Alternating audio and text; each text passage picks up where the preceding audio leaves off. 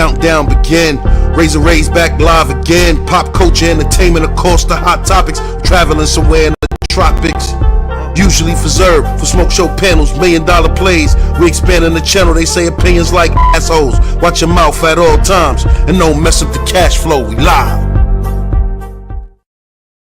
What up, what up, what up, what up, what up, what up, what up? Raze back live again on this midnight crisis live stream, guys. Hit that like button as you guys come in, because we are indeed on World War 3 watch, guys. I am sad to say, but every day a new threat, a new missile is launched, and now we are officially in the World War 3 watch campaign, guys. Unfortunately, guys, I got a new threat courtesy of Putin towards the West, and we're going to get into that in a minute. Shout out to you guys. And also the migrant crisis is also rearing its ugly head with some comments, disturbing comments made by the mayor of Denver, who has threatened to unleash the cops on Trump's forces if Trump comes in and tries to deport migrants. So we're going to get into that also. So the migrant crisis is heating up. Will there be civil war out there inside Denver? Man, oh man, oh man. Let me see who's in this building. I know it's early in the morning, midnight madness, World War 3 watch. Hit that like button, guys. Says Raze. Yes, that's me. And I just said, let me pour up a couple of beers. I got a couple of beers tonight, guys. I know it's Friday. I know some of you guys are drinking. So hopefully you guys pour up a beer and sip on some cervezas with Raze as we talk about this Putin threat. Salute to you at Jima's World. Salute to you. How you doing at Jima's World? And shout out to everybody who joined us for the Diddy bail hearing live stream earlier today. As you guys know, Diddy had a bail hearing earlier, and he's looking like that judge is willing to let him go free, guys. So we'll see on Monday. They got to go back on Monday. That judge out there during that Diddy bail hearing is acting like he wants, to let Diddy go. So we will stay on top of that. I have another update in the live stream for you guys on Monday when they go back to court. But guys, this is getting out of line and getting crazy right now, guys. Putin is making threats yet again, guys. Right here, courtesy of thesun.com. Hit the like button, guys. You guys come in. Hit the like button as you guys come in. Let me see. T. Williams says, "Stop stirring the pot, Raze." Oh man, T. Williams, look at this man. Hey, T. Williams, look at this man. Look at the title, courtesy of the Sun. T. Williams, tell Putin to stop threatening people. Look, it says, "Mad Vlad. Putin warns he will fire more hypersonic missiles after threatening UK and Russia.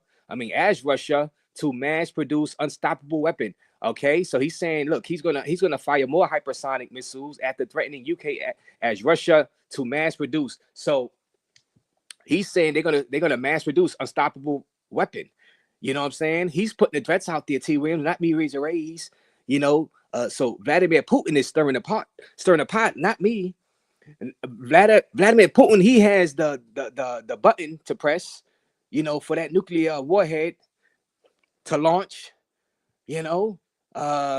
These live streams hitting like crack in the 80s. Oh man. Well, shout out to you, Ozzy. Like I said, so much. That's why I started doing these live streams and these topics, because so many things break throughout the day. You know what I'm saying? Technically, I could do like 3 or 4 live streams once these live streams really start hitting in the algorithm. And Aubrey Ever Blessed, shout out to you, Aubrey Ever Blessed. He said, "What's up, Raze? Oh, salute to you, Aubrey Ever Blessed. Shout out to you. It is Midnight Madness, World War 3 watch. Bad. Is it? Oh, what up, Bad? Thank you for joining us earlier today on the Diddy watch. The Diddy watch as for the bail hearing. Shout out to you, Bad. Great job with the panel. And it says, watch the latest on the Ukraine war as NATO prepares for an emergency meeting next week. Okay. And it goes on to say, this is courtesy of Routers, guys. in Moscow. The Kremlin said on Friday that a strike on Ukraine using a newly developed hypersonic ballistic missile was a message to the West that Moscow will respond harshly to any reckless Western actions in support of the Ukraine, meaning in which USA is doing, the United Kingdom is doing. Um, so these are threats towards the USA and threats towards Great Britain. Kremlin spokesperson Dmitry Peskov was speaking a day after President Vladimir Putin said Moscow had fired the new missile, you know, the Orzhnik or Hazel tree at a Ukrainian military facility in response to Kiev striking Russia with U.S.-made and British-made missiles this week for the first time after the U.S. granted its approval. And it goes on to say the Russian side has clearly demonstrated its capabilities and the contours of further retaliation or retaliatory actions in the event that our concerns are not taken into account have been quite clearly outlined, he said. Okay.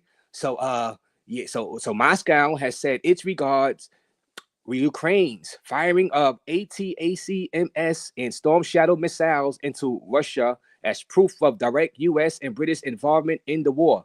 So Russia is saying that we are directly involved in the war because those missiles, the ATACMs, comes from the US and the Storm Shadow missiles come from Britain. So its satellite targeting data and the actual programming of the missiles flight paths must be done by NATO military personnel, says Kiev. Because Kiev does not have the capability. So he's saying the president of Ukraine does not have the capability of launching those missiles, and NATO is launching them. So Russia is holding NATO responsible for the for those missiles launched into Russia itself, guys. So so Putin is mad. Putin is mad. Putin is mad. You know, hit that like button as you guys come in. You know, he says, and it goes on. This is another article courtesy of The Sun. Vlad War Talks. Putin calls secret meeting tonight after threatening UK with new missile. As Brit military chief says, we're ready for war. Do y'all guys see what I'm seeing, guys? Britain says they are ready for war. Guys, who's stirring the pot? Who is stirring the pot? It looks like to me, Putin right now. Putin, Biden, and now Britain says they are ready for war. These are war drums. You know what I'm saying? These are war drums. Ain't going to be no World War III because you know who gonna bow down come January. They don't want those videos Putin got to come out. Hey, but what if World War III starts before Trump even gets in, January 20th? That's the thing. And like I said last night, do you want an ugly peace with Trump and Putin or a hot war with Biden and Putin? You know what I'm saying? I take the ugly peace. Hey, if Trump bows down and we don't have nuclear warheads and nuclear weapons flying over our heads, hey, so be it. You know what I'm saying? You think it's time you think it's go time for war, Raze? Well, the war has already started. It's just how far Biden, really how far Biden is going to take it if Putin responds by hitting a U.S. military base, because that's what he's doing. Putin is now. Some people were saying Putin would be suicidal to do that because now he's going to face all of NATO. He has North Korea as an ally, but some people in this chat was saying that China was telling Putin don't use nuclear weapons. You know what I'm saying? So, but you never know if a guy is backed into a corner. That's why I keep telling you guys, you never know. Like I said, the USA wasn't in World War II when it first started. The Americans thought they wasn't going to go to war. They thought that was just Germany. You know what I'm saying? They didn't. They wasn't worried about that. That was an Italy problem, a Germany problem, Europe problem, not USA problem. Until Japan came and struck Pearl Harbor, Hawaii, right? So some of the people had the same attitudes in the U.S. as some of the people have now. Oh, we ain't gonna be in this war. Really, USA is kind of the reason why Putin is threatening a world war, because they put those missiles, the long-range missiles, in the Ukraine to fire at Russia. So actually, USA is more in this war than we were even in World War II in the beginning. And we got dragged into that war, World War II.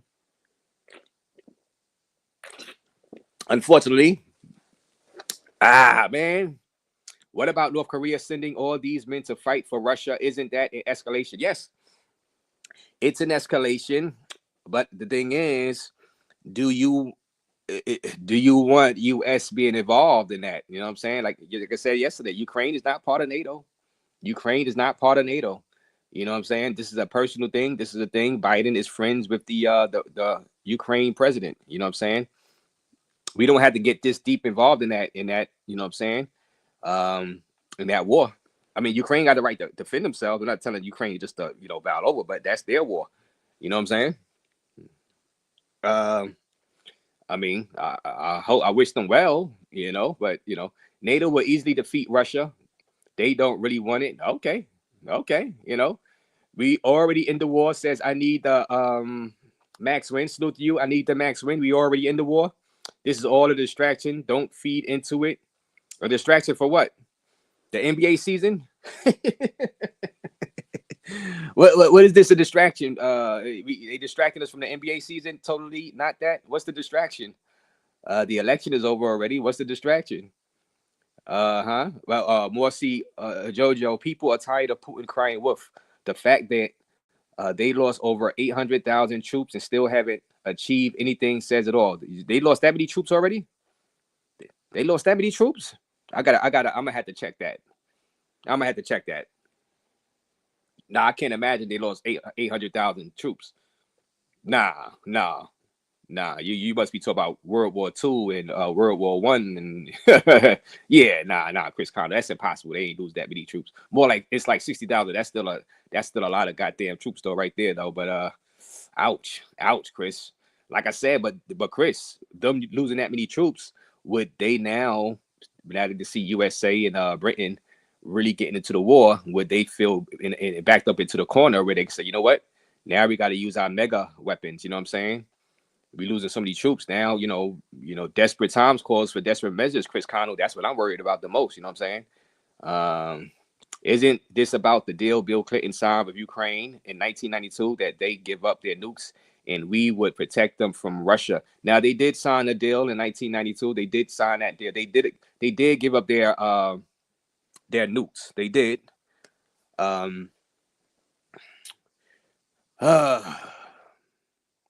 many years ago was that? That was like what, 30 years ago though? 1992. And about 30 years ago. Nah, I mean, no, Biden is just friends with this guy. Like I said, they were doing deals during the Obama administration. Because I remember Biden's son, Hunter Biden, talk about the big guy. That was that whole investigation. So no, they are friends. You know what I'm saying? So I'm not letting them off the hook. I mean, you could nah. Yeah, let me see. It's possible that many troops. Let me see. Okay. Let me see. Okay. The military chief said Britain's armed forces would be ready to fight their Russian counterparts should Mad Vladimir invade another Eastern European nation. All right.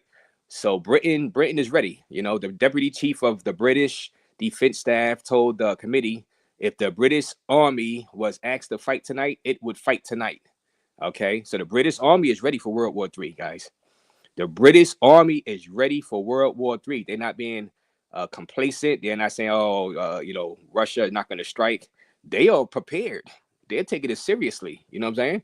I don't think anybody in this room should be under any illusion that if the Russians invaded Eastern Europe tonight, then we would meet them in that fight. These are war drums, guys. These are war drums.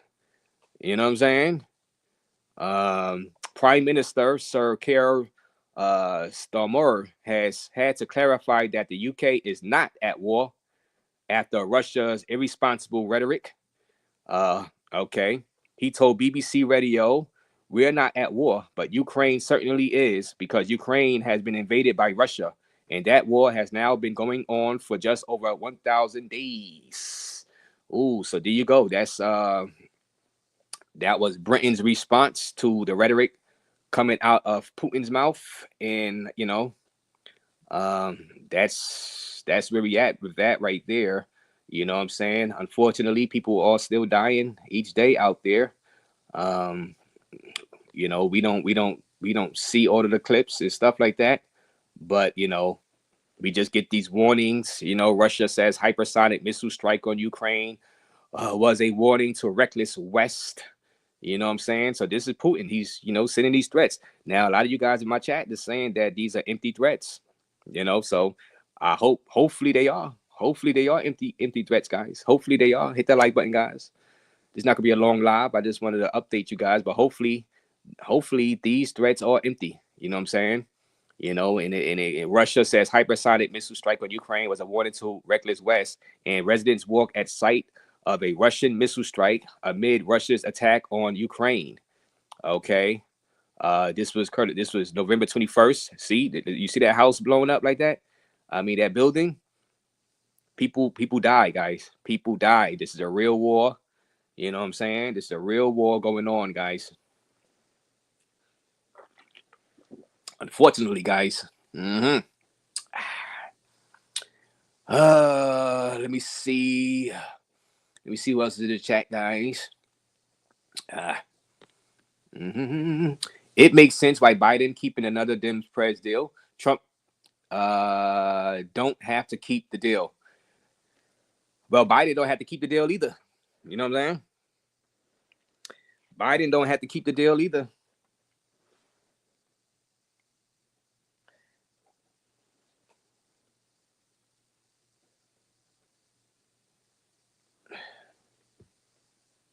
So you're saying basically, whether it be Bill Clinton or Biden, the Dems got us into this. The Dems got us into World War III. Now I kept hearing Trump was going to be the one to start World War III, guys. I kept hearing Trump is a madman. Trump is acting like he's the boss and he's just bullying the world. You know what I'm saying? That's all I heard before Trump's first term, that Trump is going to start World War III. I mean, that's all I heard. That's all I heard. The Democrats were a party of peace and not, they don't want to go to war, and the Bushes or warmongers, Republicans or warmongers, and Trump is a madman. Like I said, I guarantee you guys, if Trump was president right now and this was going on underneath Trump, all of the news stations would be saying that we are headed to World War III, which a lot of them are saying anyway, but they would be really, really destroying Trump right now. All of the message forums, the Democratic forums, they were saying this is awful. We're all going to die. You know what I'm saying? So you think it's bad now with the propaganda of the people online. Imagine if this was Trump in office.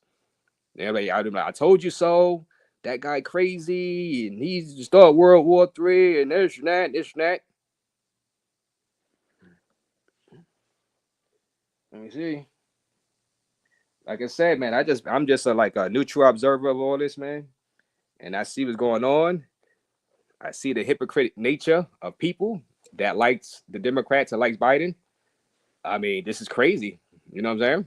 Absolutely nuts, bananas. Like I said, let me see. All right, Russia combat losses around. All right, 694,000, 400,000 troops, according to the General Staff of the Armed Forces of Ukraine. Oh, so that's the Ukraine with those numbers. But Chris Connell says that's not real. Chris Connell says it's more like 60,000.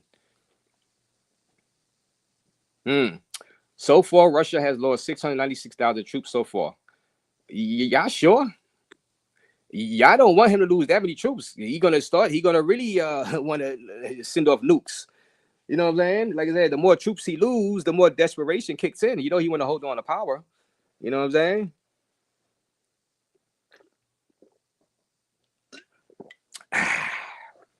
Say, guys, I got this beer tonight, drinking.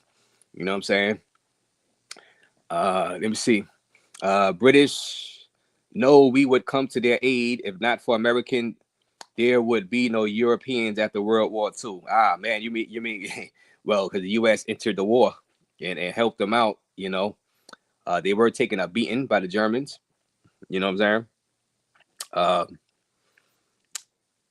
It's all a mess, man. It's a mess. We don't really. Let me see. A lot of people in Congress gets paid off war, so I doubt they want the war to stop. Says I need the max. There's a reason why he can't go against Putin. There's a reason why he can't go against Putin. Who can't go against Putin?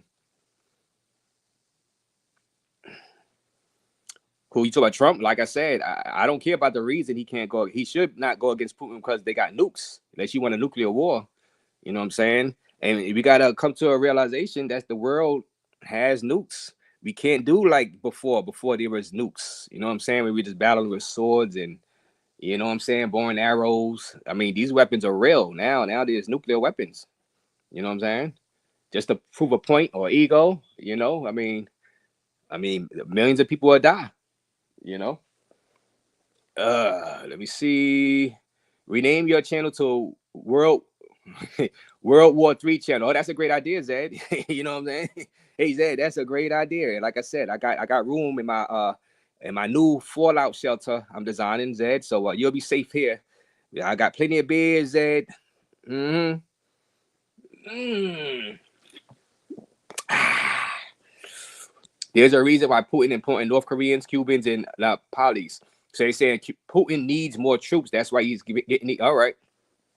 So he got Cubans also, Morsi. I didn't know he had Cubans. Wow. So T. Williams says, yes, Russia lost 600,000 troops. That's not good because, like I said, the more troops they lose, the more desperate they become.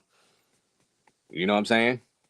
The more desperate they become, guys. And people saying that, I'm fear mongering, but no, that's Putin. Putin doing that. You know what I'm saying? I'm not fear mongering. You know what I'm saying? He's the one testing new missiles.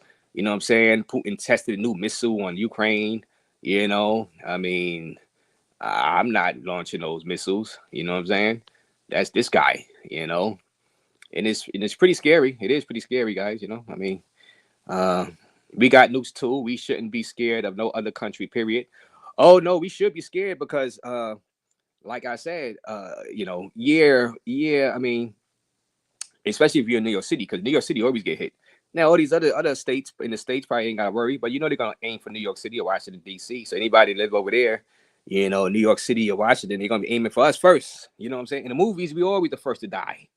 You know what I'm saying? you know. You would think though that if we got nukes and everybody got nukes, that nobody would be threatening to use nukes. You're like, well, but like I said, you just never know when you on your last breath in your deathbed. You're gonna go out and just try to take everybody out with you. Throw that Hail Mary bomb at the end. You know what I'm saying? That's what I worry about. You know what I mean? Especially I say that he lost so many troops. You saying he lost 600,000 troops and another 400,000 injured. That's a lot, T. Williams. That's a lot, T. Williams. You know what I'm saying? That is a lot. Oh man.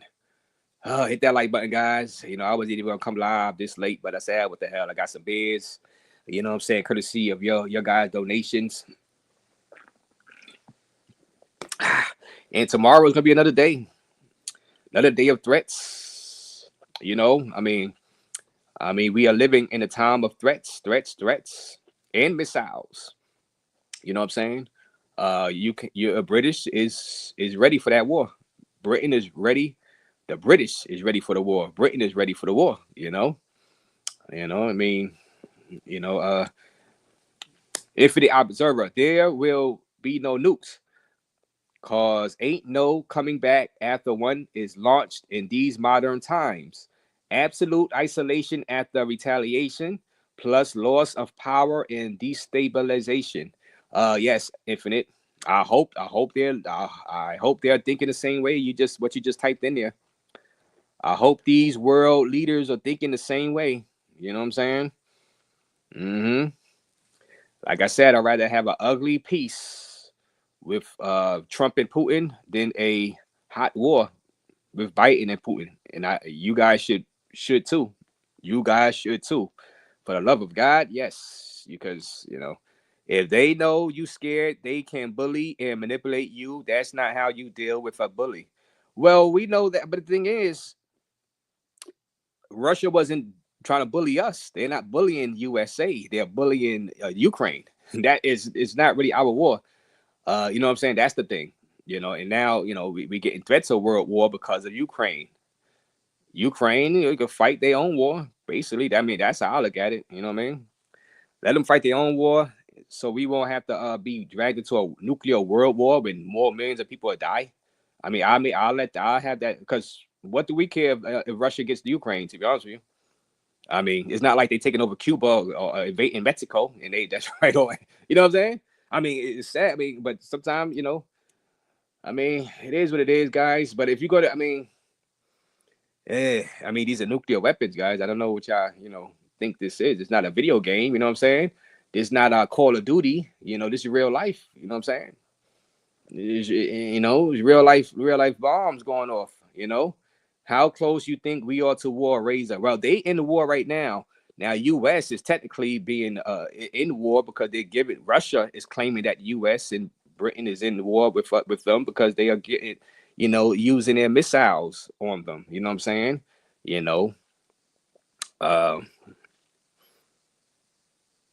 And does Putin want to look like he backed down? See, I mean, man, yeah, man. Let me see. They murked the gymnast in Russia the other day. He talked about Putin. A few days later, they said he fell out a building. Oh yeah, well yeah, they be having those those accidental deaths out there. You know what I'm saying? you know how that goes. Another accidental death, but someone just happened to talk trash about Putin. You know what I'm saying? I mean, like I said, guys, I'm just here to, keep y'all up to date. You know what I'm saying? I mean, I don't know what you want me to do, really. You know what I'm saying? He just said there's more hypersonic missiles after threatening the UK. You know what I mean? He threatened a U.S. base yesterday. So what would y'all say if he hit that U.S. base in Poland? How would the U.S. respond? Now the U.S. going to have no choice but to respond, right? Or will they just let it go? Y'all playing with nuclear weapons, man. Let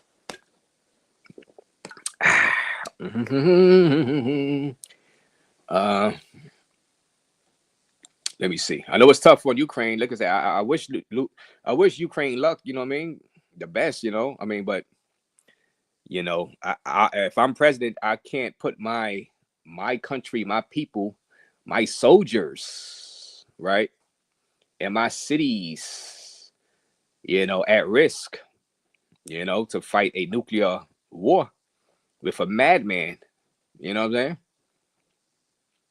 I mean, I just can't. You gotta make an executive decision to protect your people who voted you in office. Who are you president of? Are you president of Ukraine or are you president of the USA? Think about this, guys. Is Biden president of the Ukraine or is he president of the United States of America? You got to make tough choices. You know what I'm saying? Are you willing to sacrifice American troops and, American cities? Probably, they got long range missiles that can hit U.S.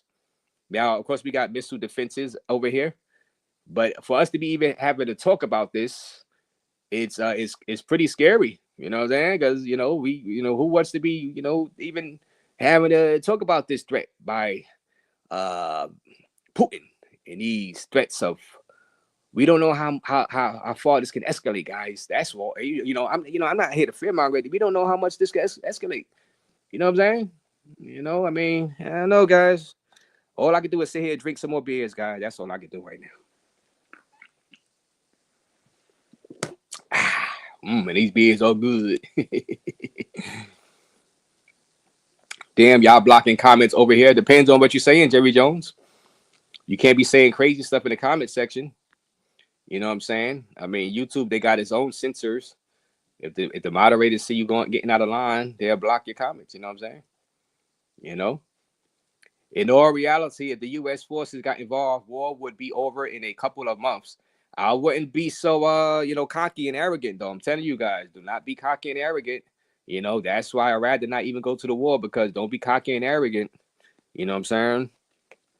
You know, sometimes you just got to pick your battles. You got to pick your fights, because these guys got nuclear weapons. Yeah, you might win the ultimate war with them, but you can lose some of the battles. And I don't want New York City to get hit. God damn it, I live here. God damn it. Mm-hmm. Or really, even if I don't even want no threats of New York City getting hit, because that'd be living in paranoia. You know what I'm saying? We'd be we'd be just like they used to do back during the Cold War. You know what I'm saying? We'd be doing this.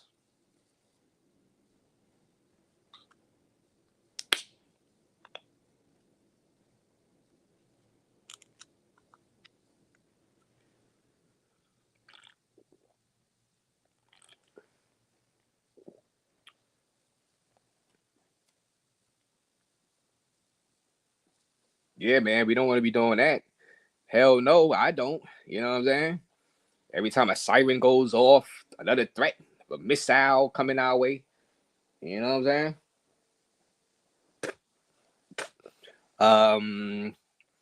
Now, guys, let's get into the migrant crisis thing because I got some news on that. And once again, I'm gonna play some migrants crossing over the Rio Grande.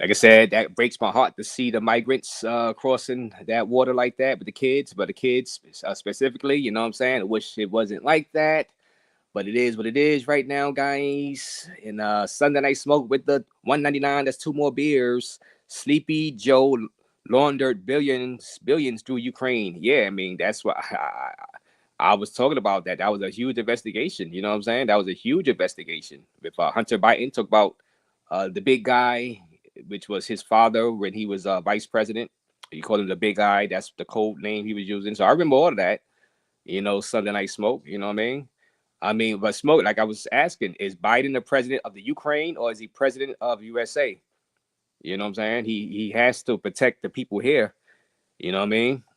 Um, and not get us into a nuclear war on behalf of the Ukraine. You know, you know, uh, you know. Um, Donate to Raze or Ray E Drinking Fund. Yes, and Sunday Night Smoke just did that. Thank you, John Smith. Thank you. They are helping Ukraine for the same reason we helped UK and France in World War II. Well, the thing is, no, because really, Pearl Harbor got us into World War II. Really, when Japan hit Pearl Harbor, Hawaii, USA was trying to stay neutral. You know what I'm saying? Mm. And do we think that if Russia takes over Ukraine, would that be such a big, a national security threat to the U.S. if they get Ukraine?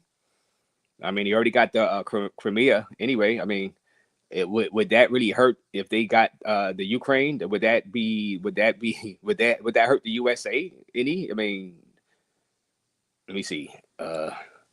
Don't believe the hype. Paso Bros are winning either way. They gotta treat Putin like they did Saddam during Desert Storm. Saddam didn't have nuclear weapons. That's the problem. You know what I'm saying? That's the problem. In all reality, the forces got involved. All right. So let me see. This sounds like a bunch of white men egos. Nobody wants to take the knee. Somebody gonna have to, or one of these cities gonna get hit with a nuke. Well, nice knowing you, Ray. Sell Polo Styles. Hey, I hope this doesn't happen, guys. I mean, I just hope it doesn't happen. New York is a flood zone. They don't want to send a missile in the sky. A tsunami is more likely. Raze just converted to political analysis. Password, bro. Hey, well, this is a special occasion because, like I said, World War III is we're on a World War III watch over here. Raze, you know what I'm saying? Raze channel. Hit that like button, guys. World War III watch. We might do these more often at midnight. You know what I mean? We say these for midnight. World War III watch midnight. How about that, guys? I'm gonna make Zed's head explode. They wouldn't, but they should. You telling me if you had all of NATO in Ukraine and closed down the airspace, Russia would be trying so hard? Dudes got to learn history, says Sunday Night Smoke. We're all going to die. Well, hey, we're trying to avoid this. We're trying to avoid that. I'm trying to avoid. That's why I'm giving y'all the heads up, just in case y'all got to book a flight somewhere and get the hell out of here. You know what I'm saying? To the Caribbean somewhere. You know what I'm saying? Not Costa Rica, because Costa Rica, they don't have a military. Costa Rica can't even defend themselves. Oh, man. So this is bad news. Who is going to start World War III? Putin, Trump, or Raze? Ah, damn it. God.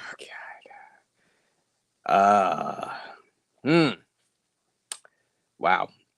And the thing is, people are saying that, Putin is the one starting it.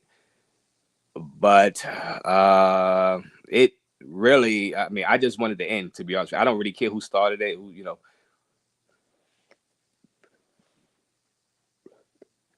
I just need them to realize that a lot of people could die, millions. We've seen Hiroshima and Nagasaki. We've seen the atomic bomb dropped. We've seen the effects for decades with that nuclear radiation. You know what I'm saying? We've seen that. You know what I mean? Zed looking good in that picture, right, Ozzy? Look at that, the passport bro coming out you, Ozzy. Ozzy, the passport bro was coming out of you, looking at Zed like that. You're like that cell phone. But that's an Apple. Oh, you liking that Apple? You liking that Apple, Ozzy? Exactly, Razor. It's all confusing. Yeah, I just want people to realize. Look, man, Ukraine is all the way over there. I mean, is Biden the president of Ukraine or president of USA? You know what I'm saying? I mean, should we get into that if it's going to lead to a World War III?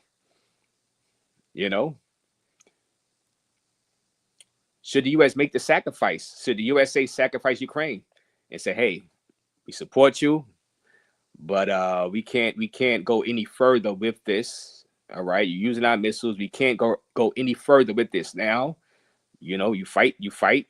You know what I'm saying, Russia, and see what happened. Because really, this is not our fight, and I can't have my USA citizens who voted me in. I can't drag them into a World War III because nuclear weapons. Now, if there wasn't no nuclear weapons, you know what I mean, no such thing, then I would feel different, a little different. But you know what I'm saying. But get you some IPA, no more Coors, says T. Williams. You know what? I promise you, T. Williams, tomorrow I'm gonna have some IPA. I promise you. I'm gonna still have a couple of Coors too, but I promise you, for that donation, T. Williams, I'm gonna mark it down. IPA, T. Williams. I promise you. I'm going to turn the camera on and I'm going to show you I'm drinking some IPA. T. Williams, thank you for that $2.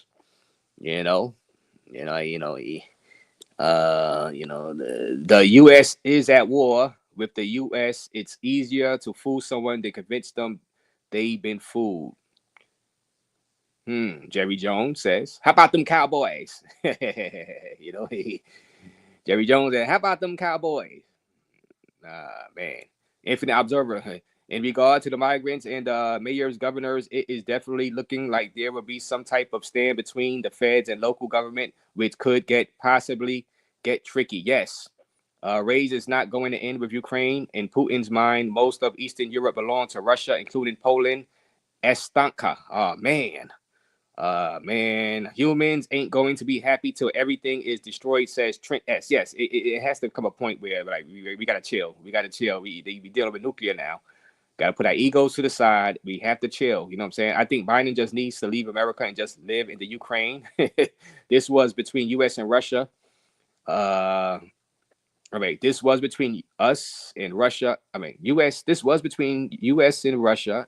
Is going to happen eventually. Okay, T. Williams. The U.S. sees themselves as the world police. So yes, you guys are a part of it, and you guys send weapons to Ukraine. If it wasn't for the U.S., they would have been a car park.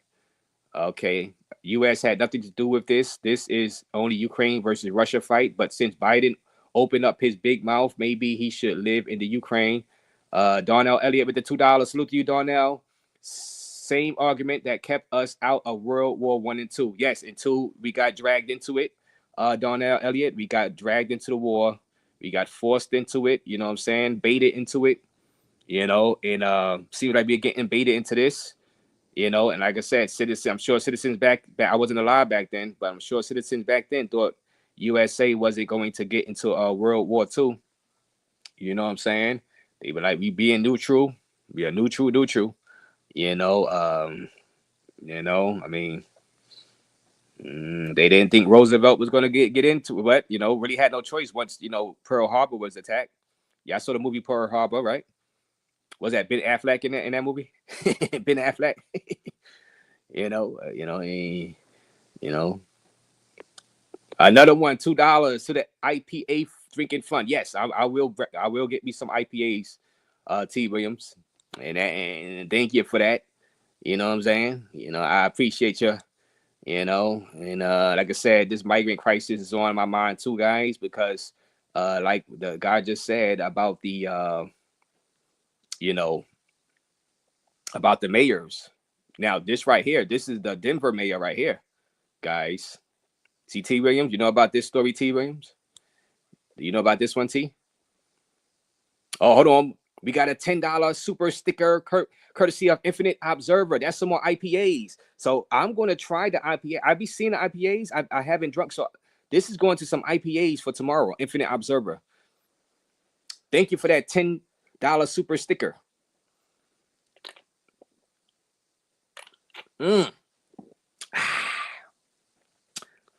Yeah. Is that no? I will not be serving in the military. If World War III happens, I'm gonna be right here in my fallout shelter. You know what I'm saying? Or yeah, I'm a fleet of Punta Cana Texaco gas station. Even better. You know what I'm saying? Even better.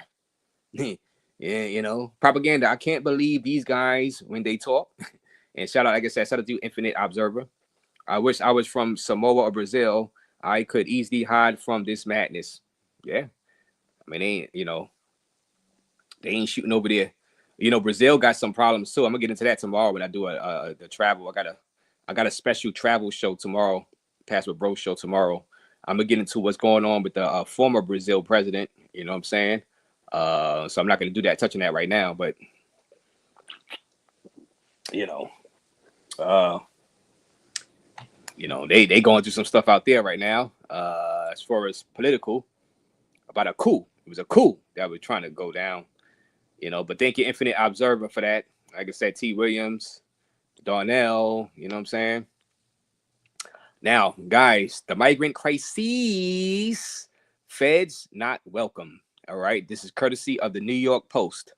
It says Denver mayor threatens to deploy cops, 50,000 residents in Tiananmen Square moment to stop Trump's mass deportation. So he mentioned Tiananmen Square. Do y'all know what Tiananmen Square is? Well, I'm not gonna. Well, this is the Denver mayor, right? In response to Trump saying he's not gonna fund Denver if they do not cooperate with his mass deportations, guys. Hit that like button, guys. Hit the like button. I know it's midnight, it's late. Hit that like button. This mayor, just another mayor, is saying he is not gonna cooperate. He's gonna have a Tiananmen Square moment. You know, and let me just bring this up real quick, because Tiananmen Square, for you guys that don't know what Tiananmen Square was, Tiananmen Square, this is courtesy of the BBC. Tiananmen Square, what happened in the protests of 1989. All right, this was in Beijing, in China, right? In 1989, Beijing, China's Tiananmen Square became the focus for large-scale protests, which was crushed by China's communist rulers. The events produced one of the most iconic photos of the 20th century, a lone protester standing in front of a line of army tanks.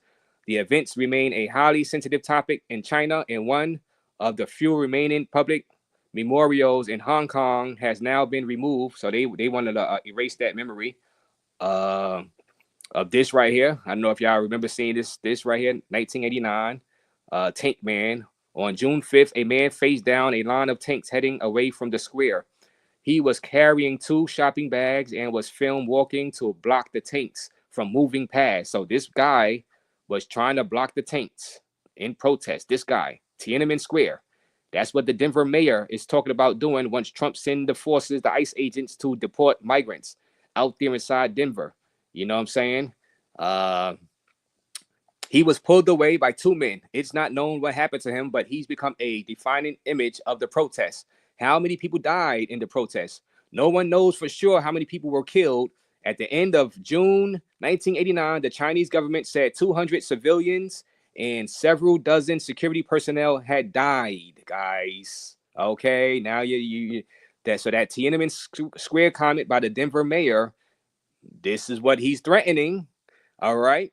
Other estimates have ranged from hundreds to many thousands, okay, of deaths, okay? So, yeah. Okay, yeah. So let's go back to what that mayor said, and basically saying that Tiananmen Square is going to be on the horizon in Denver, okay? So you said the feds are not welcome. Denver mayor threatens to deploy cops, 50,000 residents in Tiananmen Square moment to stop Trump's mass deportation. And it goes on to say Denver mayor threatens to deploy cops, 50,000 residents in Tiananmen Square moment to stop Trump's mass deportations. As I just shown you, Tiananmen Square out there inside China, 1989. Denver's mayor has vowed to shield migrants in his sanctuary city from mass deportation by using cops and 50,000 residents stationed at the county line, calling it a Tiananmen Square moment. More than us having federal agents stationed at the county line to keep them out, you would have 50,000 Denverites there.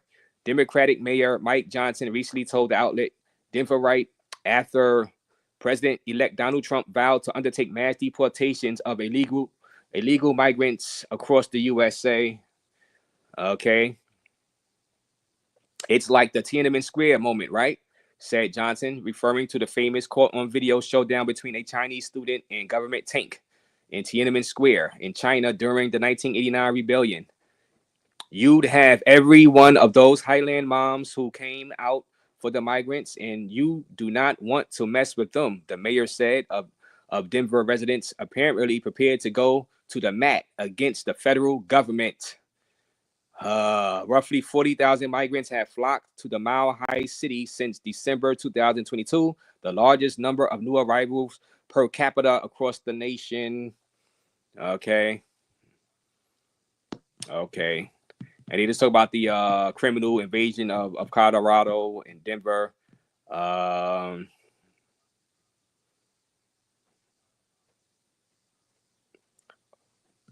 Colorado does not plan to provide the Trump administration any assistance, as far as I know, but we will certainly not stand in the way of what the American people voted for. Okay, let me see. And that's the famous photo once again. All right. Steve Van Fleet, a survivor of Mao's revolution in China, on Thursday called out Johnson for comparing his effort to Tiananmen Square, telling Fox Business that he is either profoundly ignorant of the history or he did the force analogy on purpose. Okay, so there you have it. Right there, what do you guys got to say about that one right there? You know what I'm saying? Thank you, Aubrey Ever Blessed says, drink up Raze. Thank you. Man, thank you. I am drinking up right now, and I guess I'm gonna get some 8 IPAs tomorrow. Shout out to you, Aubrey Ever Blessed, for the $1.99. IPAs on deck for tomorrow, guys.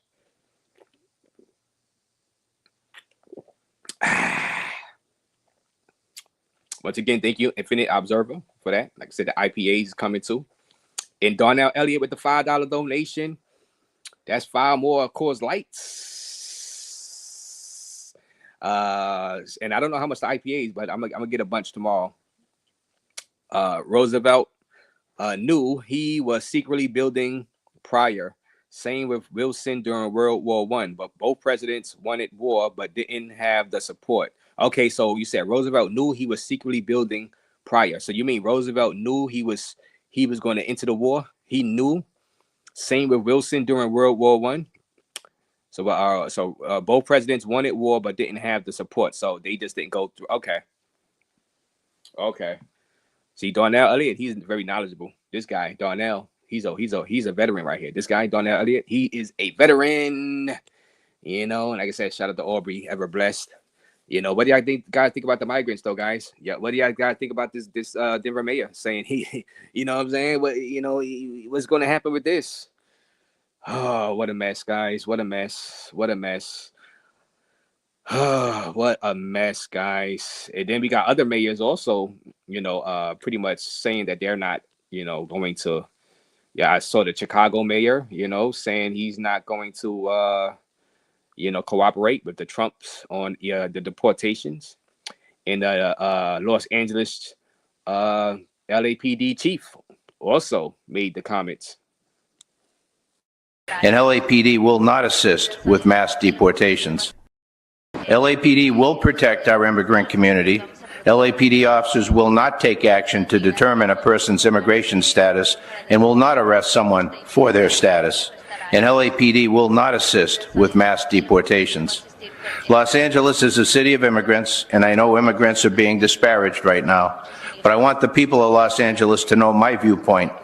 Our nation was built by immigrants, and LA, such an extraordinary city, because of the people here from literally all over the world. Yeah, so is this going to be a battle? That's why the migrant crisis was such a big issue, in the election, and it's all going to come to a head. You know what I'm saying? Trump is going to have to deal with this, in the pending nuclear war. And unfortunately, you know what I'm saying?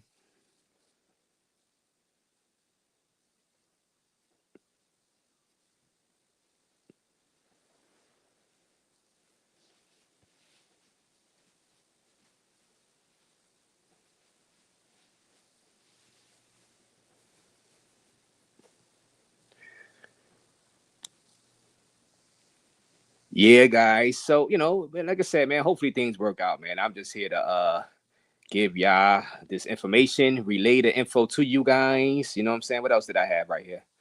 What was this? Oh, for you, Zed. This for you, Zed. CNN, Trump names former NFL player Scott Turner as his pick for HUD secretary. Zed, courtesy CNN. Here is a black guy. You said he's not going to name any black men to his cabinet. This is a black guy, former NFL player, Zed, right here. If anybody else also was wondering, would Trump pick a African American? This is your guy right here. For the Housing Urban Development Secretary. Right here, Zed. So here's your African American, Zed. President-elect Donald Trump on Friday named former NFL player and White House official Scott Turner to lead the Department of Housing and Urban Development, which is HUD. If confirmed by the Senate, Turner would lead an agency that enforces fair housing laws. All right, administers mortgage insurance to prospective homeowners and gives rental subsidies to lower income families, among other things. So there's your HUD guy right there. So I'm bringing y'all the news, man. I'm bringing y'all the news late midnight. I think we're going to continue to have these World War III watches at midnight, you know what I'm saying, or close to midnight. Anybody up, watch and replay, you know what I'm saying? We will analyze what's going on throughout the day, and we'll come back live around midnight, and discuss these for anybody that will be awake. World War III watch series, guys. So hit that like button and hit the notification bell. Finally a token Negro. Ah, man, yo. he looks a little like OJ Simpson. He looks a little like OJ Simpson. People like Biden is taking things way too far. Nation was built by Black Americans. Not no, well, I mean, hey, like I said, we all had a part in it. We all had a part in it. I know you're saying that, the first slaves and stuff. So, but once the immigrants started coming over, they had to work and worked on the bridges and stuff too. So, but I know what you mean, early back in the 1600s, let me see. Even though I don't agree with both of the presidents, Mr. Trump is just trying to do his job by keeping it at peace mode. He has a point though. They are not ICE agents. That's the Fed's job. Or you talk about the chief of police in LA. Okay. USA is either going to turn into Afghanistan or China. The horror news means that there is no escape. I think that's why presidents is like Biden love confusion and destruction. It's ridiculous. He is as corrupt as Trump. You need to support Bolsonaro. Now, I'm going to get into this tomorrow, Zed. I'm not even going to get into this because I don't have all my notes right now for this one. I have them, but I don't have it uploaded. But they saying that he tried to do a coup. The former president of Brazil, they used to call him the what's that? The Trump, the Latin Trump. So they said he tried to poison the current president, in a coup attempt. So that's wild right there, and I'm gonna get into that tomorrow. Holy hell. State cannot come between a federal mandate, said Jackie Simpson. Stuff is gonna hit the fan, guys. Stuff is gonna hit the fan, and I'm gonna have my popcorn ready. You know what I'm saying? Whether it be from in my shelter out here or from the gas station in Punta Cana. You know what I'm saying? I'm gonna be watching. I seen on the news those migrant gangs been robbing in the NFL, NBA players' houses. I seen the Patrick Mahomes thing. Yeah, I wasn't sure who did it. So yeah, I know Patrick Mahomes' house got robbed. T. Williams. Yeah, I seen that. Leave Big Boss alone, Zed. Yeah, I this is what change of power looks. Break the law, get caught, suffer the consequences. Imagine if we had a Chinese president in America. This is all right. This is our Big Boss is in the building. All right. Democrats are basically communists anyways. Okay. So that's why Zed mentioned you, Big Boss. I didn't know you was here. Thought you was sound asleep, Big Boss. But you on the West Coast though, so it's a little early over there. Like I said, Big Boss, we're gonna be doing this World War III watch every night because every day is something new, Big Boss. You know what I'm saying? So we'll do World War III every night around midnight, probably sometime a little earlier. But we know Putin is gonna send more threats. And hopefully he don't send more missiles, but we'll see. You know what I'm saying? I think the Trump deportation event going to be crazy enough. Dems should just let it happen. The Hispanics will go back to voting Dems after that. Okay. Yeah, right. Because Samoa is an indigenous tribe, and in Brazil, people do soba dancing. People are friendly and do jiu-jitsu. Raze, I didn't see the Shine documentary. I know he's talking a lot. I know he made some statements about Diddy and the night that he went to. Well, he supposedly shot in that club when J-Lo and them was there, and all types of stuff. So he's making some allegations. I got to see that documentary. I do have to see that documentary since I'm covering Diddy stuff. You know what I'm saying? So I got to see that documentary. What's the background on this type of things? What's his background on? Who you talk about? I need the maximum. You talk about this guy, the HUD secretary. I had no idea. I had no idea. I just put this up there because I know Zed wanted a black man in the cabinet, so that's all most people care about. As long as he had a black man, you know what I'm saying? Hey, there's your black guy. There's your token black guy right here. You know what I'm saying? It don't matter. As long as he's black. Zed is happy, right, Zed? Zed, you happy? It don't matter his history. You know, you got a black man up in there. Oh man, the rise of the rhinos, last stand. Let me see. That migrant, Mako, got a higher position than Scott Turner. Oh, you talking about Marco Rubio? Well, Marco Rubio, the Cuban from Florida, the Cuban American Marco Rubio. He is the Secretary of State. So Marco Rubio would be the first Hispanic to serve in a high position in any cabinet. You know, so shout out to him. Shout out to him. You know, I mean, you don't gotta like. I mean, people don't have to like him. Y'all don't have to like him, but I'm just saying.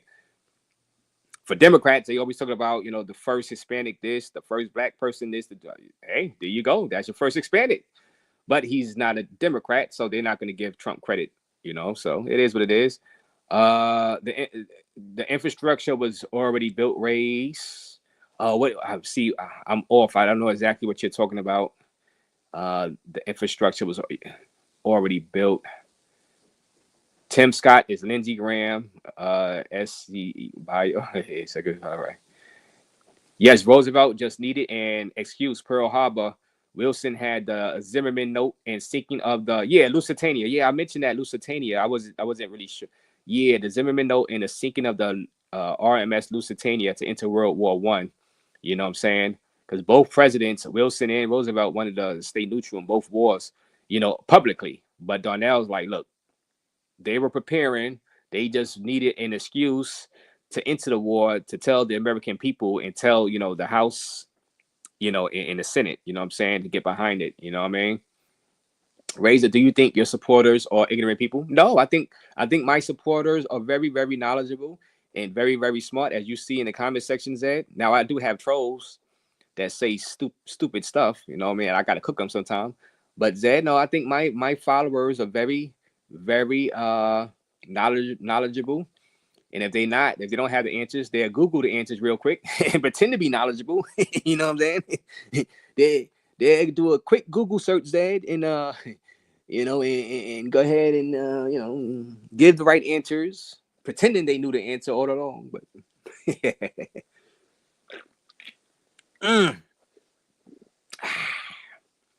The Auto Wheel is in the building.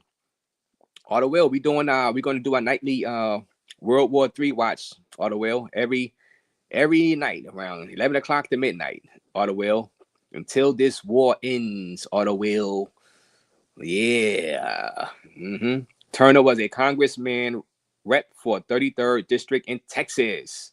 Okay, so that's his background. So that's the guy, the black man Trump put in there, a former congressman representative, 33rd district in Texas. For people that want to know his background. Okay. No, these people. Trust me. You did you see Bad? Hey Zed, did you see Bad on a panel earlier today on the Diddy bail hearing? He does not worship that man that you just said. You know, he's cool with us. He comes up here. He does not worship that man. You know what I'm saying? We get a lot of people in the chat and people come on the panel. I had to calm them down after, yo, chill. Don't say that. Don't say that. You. So but yeah, he you know, the guy that was on my panel earlier, Bad. Oh man, you can't say this to him. You know what I'm saying? He does not worship those type of people. That sad news. Looks like it's getting close to December. This may be our last time seeing each other, Razor, before the big barbarian war happens. Oh man. You see, Zed, what Biden has brought upon us. You know what I'm saying? Because now these threats are happening because of what Biden did. And I'm quite sure if Trump did this, Zed, you would be like, Trump is about to get us into World War III. See, Russia threatens U.S. with nuclear war by Christmas, and this is what Wade is talking about. You know what I'm saying? And chilling World War III warning. You know what I'm saying? I mean, it just is pretty sad. Turner is also a C-level executive for a building and development investment community firm. So Turner, all right. So Turner got the goods, all the will. Turner has the goods to be the HUD secretary, and he checks off the box as a African American, in which Zed wanted, and you know what I'm saying. And people like Zed that wants black representation, which I don't mind. I want black representation too. I want the person to be qualified, and it seems like Turner is qualified. You know what I'm saying? So there we have it. Raze have a panel. See what your fellow pastor bros want to talk about. No one seems to care about your little World War III. Well, really, some of them care about World War III. They were, if I were to put the panel out there, they'll come on. But I decided that some of these topics I'm not going to put the panel out there because, you know, people do go overboard with certain topics and they say some wild stuff. I can't have the conspiracy theories on my panel and channel like that. You know what I'm saying? Because of YouTube rules. So that's why. And then because YouTube starts sending fact checks to the channel and all that, I don't feel like even going through that, Zed. Plus, I'm doing way more live streams now, so I don't have to drop the panel link for every live stream. So these live streams, I'm gonna basically rock out myself. Sometimes I drop it for the panel, but hey. But like I said, this channel is more of a Passport Bro channel because I've been doing it for 3 years. So most of my subscribers, most of my 12,000 subscribers subscribe for the travel stuff. So when I put out these types of videos, the algorithm, you know, they'll give some alerts. Some people will click on it. That's my subs. Some won't. And YouTube would try to find me another audience. They would send it out to other people that's not my subscribers and put it out there too. Because I put this under news and politics, which, you know, that's wild. I don't never do that. So YouTube is, you know, searching for audience, and I'm gonna keep releasing these World War III watch until we build this portion of the channel up to like the travel news portion of the channel. Doesn't mean we're going to stop doing travel news though. You know, we are adding, as the Carter Force song in the beginning says, we are adding topics to the channel. Only way to add them, Zed, is to do the topics. Can't worry about how many people watching. You gotta, if you worry about how many people watching your thing, you ain't never gonna get into the algorithm. You're never gonna get into the you know, political news or, you know, celebrity, you know, topics algorithm. If you're too scared to even try and put it out there, if you keep worrying about numbers, you ain't never going to do it, because like you said, if you start a new channel and put this on a new channel, I would have way lower numbers. I'll probably have like 10 to 15 people watching, 5 people watching on a new channel. You know what I'm saying? At least some of my subscribers, they are interested in this. Now, of course, not all of the subscribers are going to be interested in this. You know what I'm saying? But it's okay, because like I said, that's why I'm coming out on live more, because when it's like starting a new channel. So when you start a new channel, you got to come live. You got to feed that algorithm. That's just the way it is. You know what I'm saying? Or else you're just going to be stuck doing travel news. That's, you know what I'm saying? That's it. Or doing IRLs when you go to places like Costa Rica and DR, which I don't really want to be stuck doing. I don't like doing IRL streams outside with the camera. I just don't want to do that stuff. You know what I'm saying?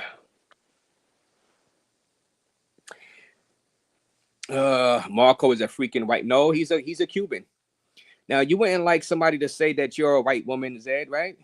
If Marco is a Cuban American, he's a Cuban, he's a Latino Cuban American, Hispanic Cuban American, Zed. You know, I mean, that's not right for you to call him a white man. You know, you know, he's a Hispanic. You know, I don't know if he identifies as a white Hispanic. He might. I don't know. I mean, I don't know. Does he? I don't know. But what you got what you want though, Zed. You got Zed. Zed, Zed, you got what you want.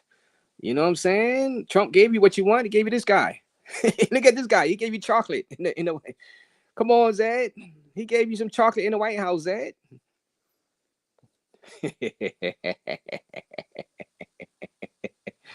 Somebody said token. He gave you the token, man.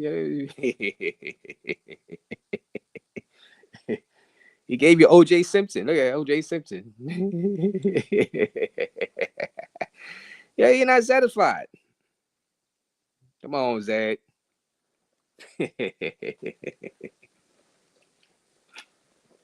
Oh man, I'm just having some fun with you guys.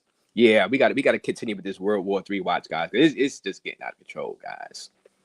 Yeah, I know a Latino was not a race, but you know, people throw that around. I mean, it is what it is. I mean, it is what it is.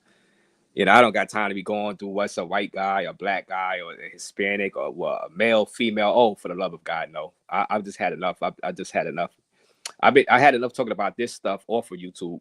That's why I was, you know, avoiding these topics on YouTube for the longest time. That's why I was just sticking to the travel news stuff, because I did not want to be talking about these things, you know what I'm saying, on YouTube like this. But you know what? Now I'm in a mood for some reason. I think I just got tired of only talking about hookers and traveling and stuff like that. You know, it was but so many times I could talk about somebody getting robbed and, you know, which I'm still going to talk about. But now that I'm doing these other topics, I don't have to do those. I can skip some topics, you know what I'm saying? Somebody get robbed, or, you know, I can, you know, how many times they're going to talk about, you know, oh, who got the best girls, Colombia or DR? You know what I'm saying? I've been doing it for 3 years. You know what I'm saying? Like I said, I'm going to still do topics like that, but at least I can break it up and do these other topics. You know what I'm saying? Thank God. And like I said, thank you guys for the donations. You know what I'm saying? I'm going to get that IPA tomorrow, T. Williams. That's for sure. You know what I mean? You know, I'm going to have a Passport Bro live stream tomorrow, actually. We want Herschel Walker. Man, you want Herschel Walker?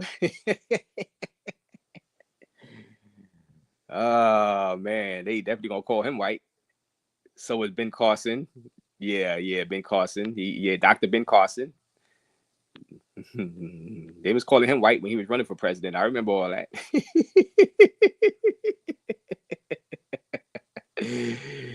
Just keep your channel, brother, because these topics are hot tonight. It's on fire and it's very controversial at this point. Yeah. I'm just, you know, I'm having some fun, man. It gives me something that I can't, like I said, man, I like these little topics now. You know what I'm saying? I'm getting used to them. You know, I'm getting a good engagement. You know, the algorithm is picking them up. You know, sometimes some of them do more views than the others, but that's what happens when you basically doing a new channel.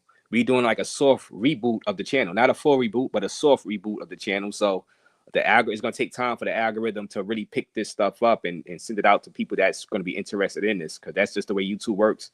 That's how it was when I first started doing the travel news stuff. You know what I'm saying? I was getting around these amount of views in the travel news. When I talk about Colombia and this, it was the same thing when I first started. You know what I'm saying? With the travel news topics. And I built that up for 3 years. So these topics, I might just have to build these up. You know what I'm saying? It is what it is. You know.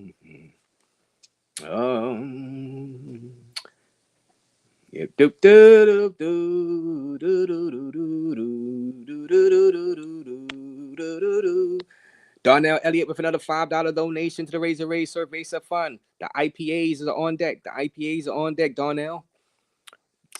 At Zed, what has changed? Did white Zaddy kick you to the curb?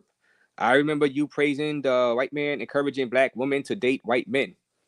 Oh, she was, Darnell. She was. Oh, Darnell. Darnell. Zed, is this true, Zed? Zed, is this true, Zed? Zed, is this true? Zed. Man. Shout out to you, Darnell. You know, Darnell, like I said, Darnell, shout out to Darnell, man. See, Darnell got every right to talk about this stuff. He was a vet. You know what I'm saying? Darnell was a vet. You know, he got every right to talk about this nuclear war that might happen. Might, you know what I'm saying? Might happen. You know what I mean? I mean, we it might happen. It might, I'm telling you guys, it might happen. I hope it don't though. I pray that it don't happen. You know what I'm saying? You know, but we're going to be following this World War III watch every midnight. You know what I'm saying? Yeah. Thank you for that $5. T. Williams for another $2 says, Raze, make sure the IPA are ice cold. Oh, yes. Now, they don't have the Blue Mountains, you know, signal like the Coors Light. But yeah, I'm going to put my my IPAs on rocks. You know what I'm saying? I can't drink hot beer, T. Williams. You know what I'm saying? I can't do it. I mean, I'll do it, you know, in desperate times, call for desperate measures. I do it if I have to. But, you know, I'd rather my beer be close to ice cold, T. Williams. You know what I'm saying? Even in the wintertime.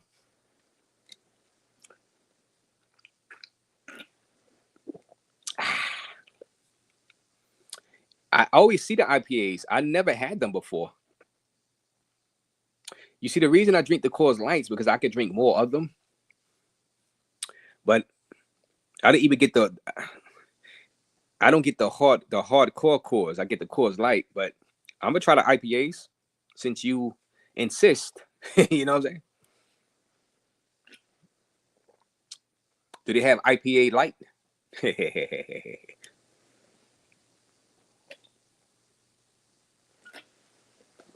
I don't want to be all drunk on the on the live stream. That's why I'll be getting the Coors Lights, but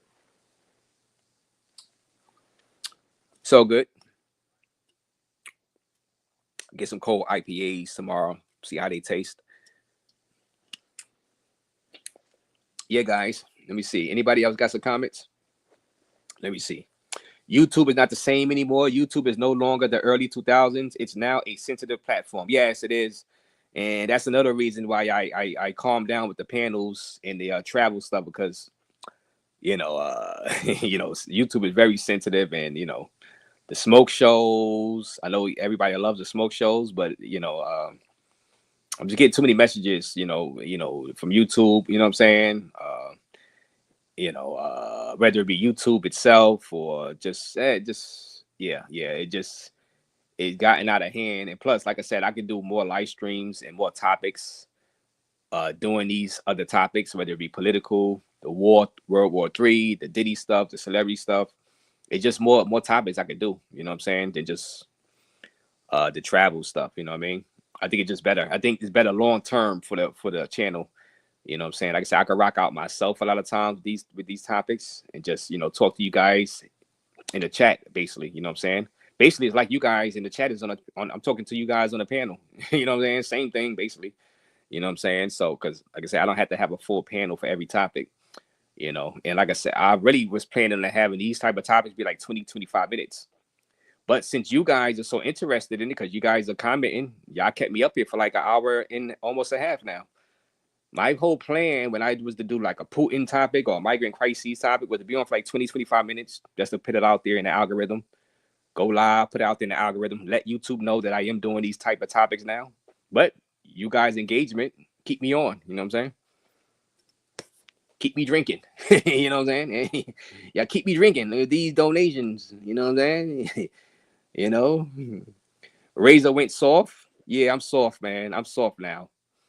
You know, I'm soft. You're not going to get as many smoke shows as you used to, Al Travels, because YouTube going to throw my ass off YouTube. You know what I'm saying? Then you ain't going to get no smoke shows anyway. Anyway, Razor, your band. You know what I'm saying? Razor band. You're going to click on, you're going to type in Razor Raze. You're going to say, this channel has been removed. You know that? You know, so I gotta be careful. I gotta read the tea leaves, Al Travels. I gotta read the tea leaves. You know what I'm saying? YouTube is little fickle. They're a little fickle. I see people getting demonetized, losing their channels, just on a. But really, it's really a lot of S content. That's the easiest way to lose your channel is the sexual content. To get demonetized, that's the easiest way, the quickest way. You know, but I'm gonna still be careful. You know what I'm saying? Like I said, I like these though. I like these topics. You know what I'm saying? I didn't think I would like these topics as much, but now that I started doing them, I really do like them. You know what I'm saying? Yo, Razor, can you react to Johnny Somali going to Korean jail for misbehaving in 3 countries? If you have time, you don't have to do it if you don't want to. Yes, Auto Will been trying to get me to do the Johnny Somali story. I'll do it. Like I said, I'll probably do like 10, 15 minutes of it on it, just to drop it in the algorithm. see what happened. I know about Johnny Somali. I know he was banned from YouTube. I know his situation in different countries. He's doing stuff to get views. He's Jay Rello on steroids. He is Jay Rello on steroids. So you talk about a crash out king. Johnny Somali is your crash out king. So yeah, I do one. You know what I'm saying? Like I said, I'm up for anything now. I'm up for doing all types of topics now. You know what I'm saying? You know, as long as I got my beers ready, y'all donate to the beer fund. I got my beers. I just hit live and I'll come on and let's rock out. You know what I'm saying? However many people watch, they watch. You know what I'm saying? I put in an algorithm and I go on to the next live. You know what I'm saying? As long as I'm having fun doing it, I can keep rocking out until the algorithm really kicks in. Boom, boom, boom, boom. Rubio doesn't need to keep Rick Scott in check. He is a yeah, I'm a black woman. Let me see. You are Zed? I could have sworn you was Chinese, Zed. I could have sworn you was Chinese, Zed. What do y'all consider Chinese people? Black or black? You see, that's the thing. See, that's why I don't get into the whole racial stuff, because I mean, it is what it is. You are what you want to be. So you are what you say you are, man. I mean, it is what it is. Tim Scott didn't get selected because he needs to keep Lindsey Graham in check. Oh, Lindsey Graham.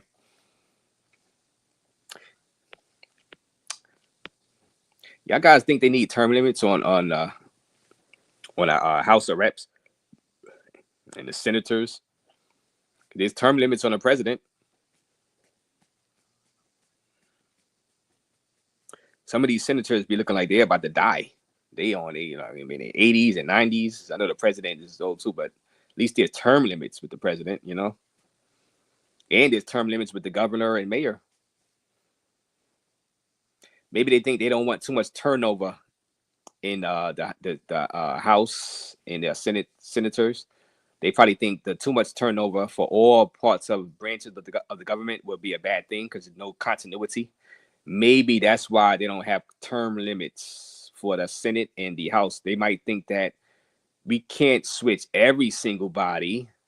We got to have some long-term veterans, which I think, because some people do be saying term limits should be put into place for the Senate and the House of Reps. But I can see the argument where say, look, we need some people that's been in there for years and years that know how the system works too. Because if you keep turning it over with new people, you might have a good 4 or 5 years, and then you're forced to get that good senator out or good congressman out because of the term limits expired, and now we got to put somebody else in. You know what I'm saying? So we're already doing that with the president of the U.S. and these governors and mayors. So there's an argument for both. I can see why they wouldn't have term limits for every single branch of government. You want to time? All right. You know what? I'm going to stay on for another 5 minutes. For Darnell, this is special, especially for you, Darnell.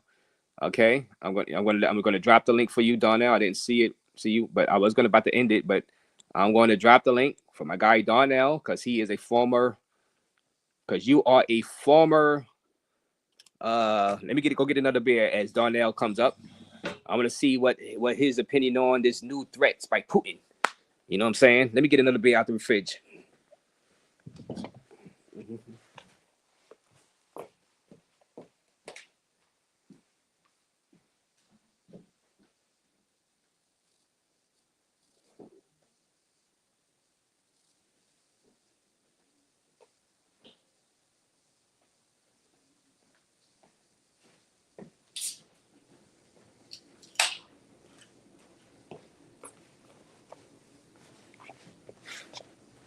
Let me see what Darnell got to say about the Putin situation, all these threats.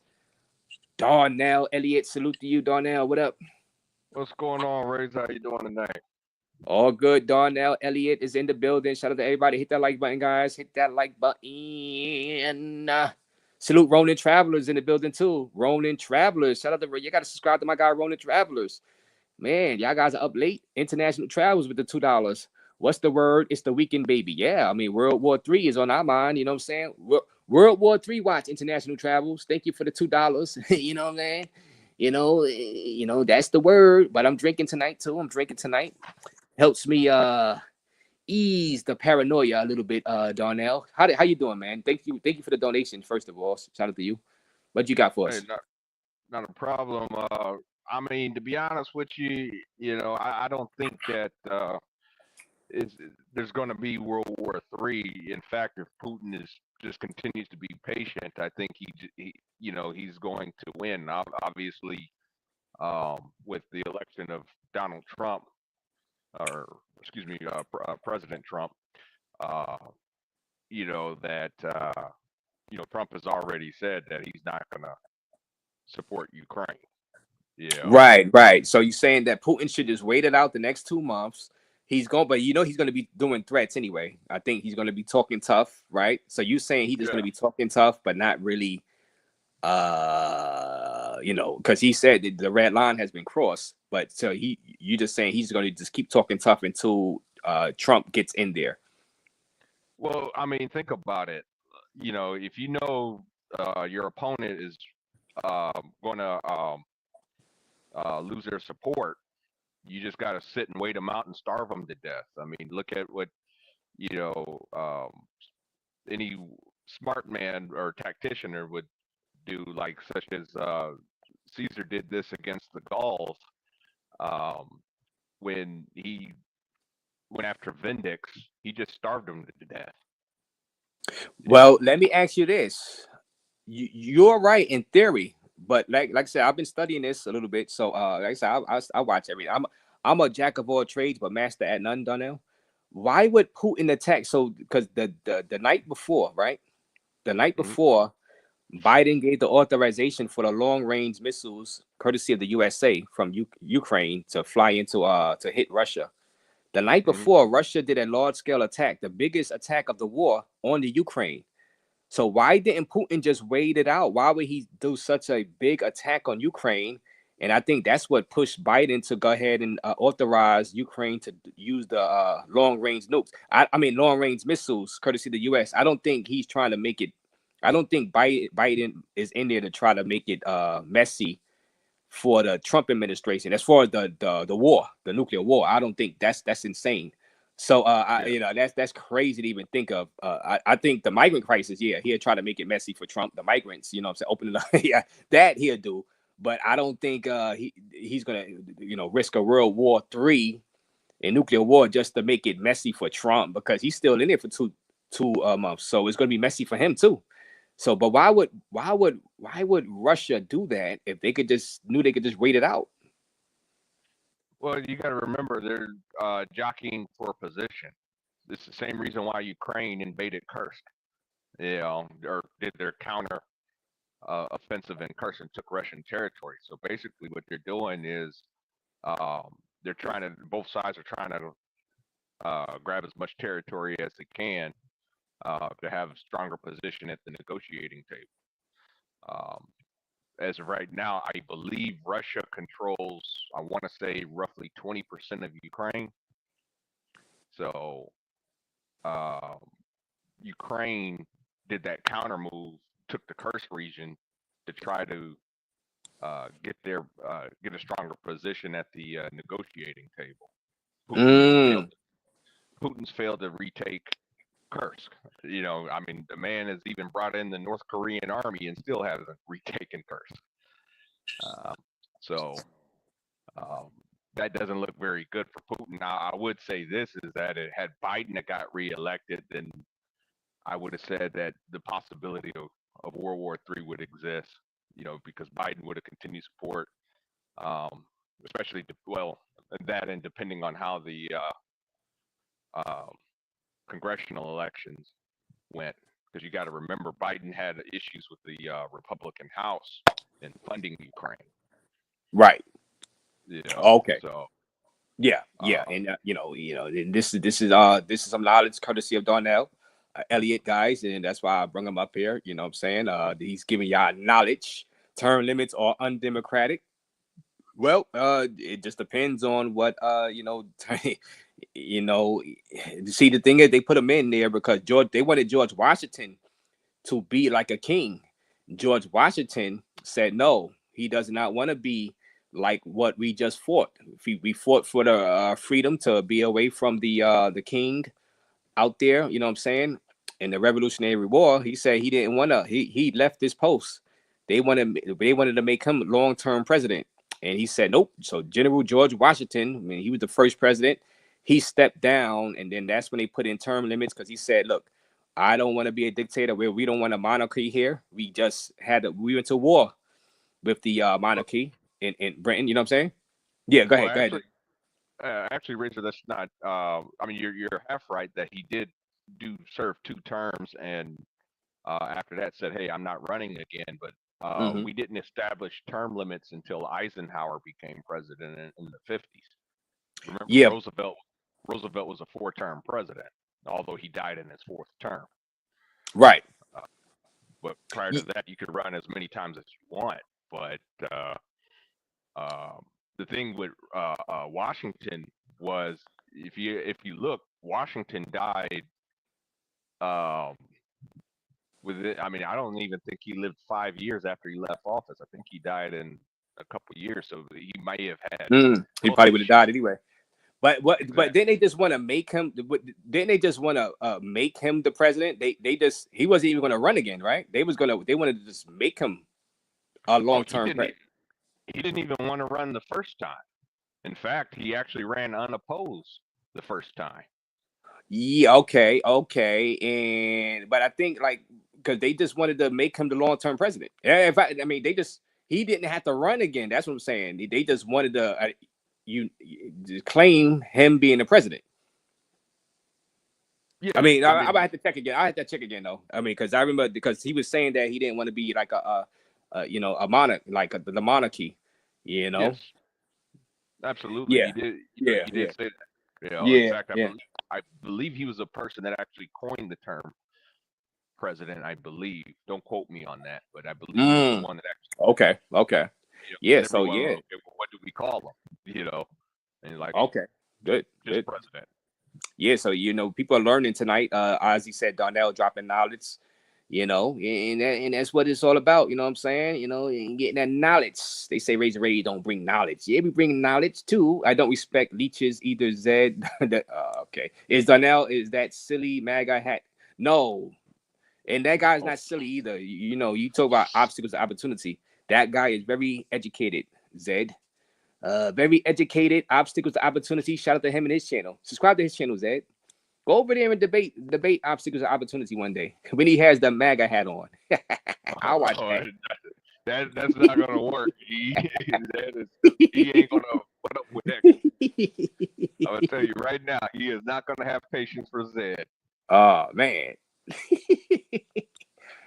So Sally, it looks like this is our last time to see each other. All right, so I read this. All right, where I'm at.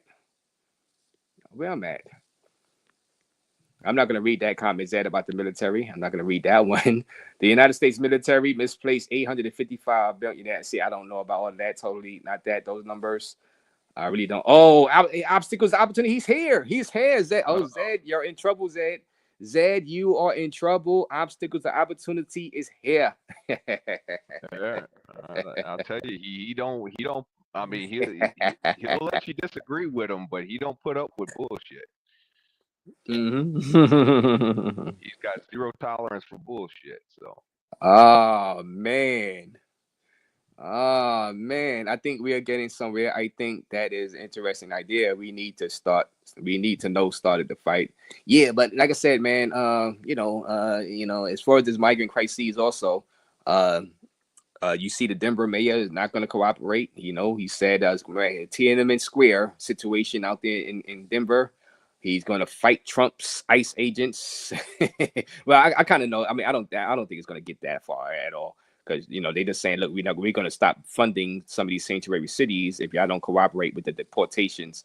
I don't think it's going to. I think it's going to be some protests. I don't think it's going to get to Tiananmen Square.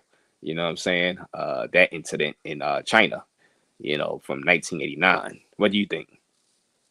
I mean that's just kind of that's a crazy comparison. I believe to compare the migrant crisis, or excuse me, trying to keep migrants or illegal migrants here.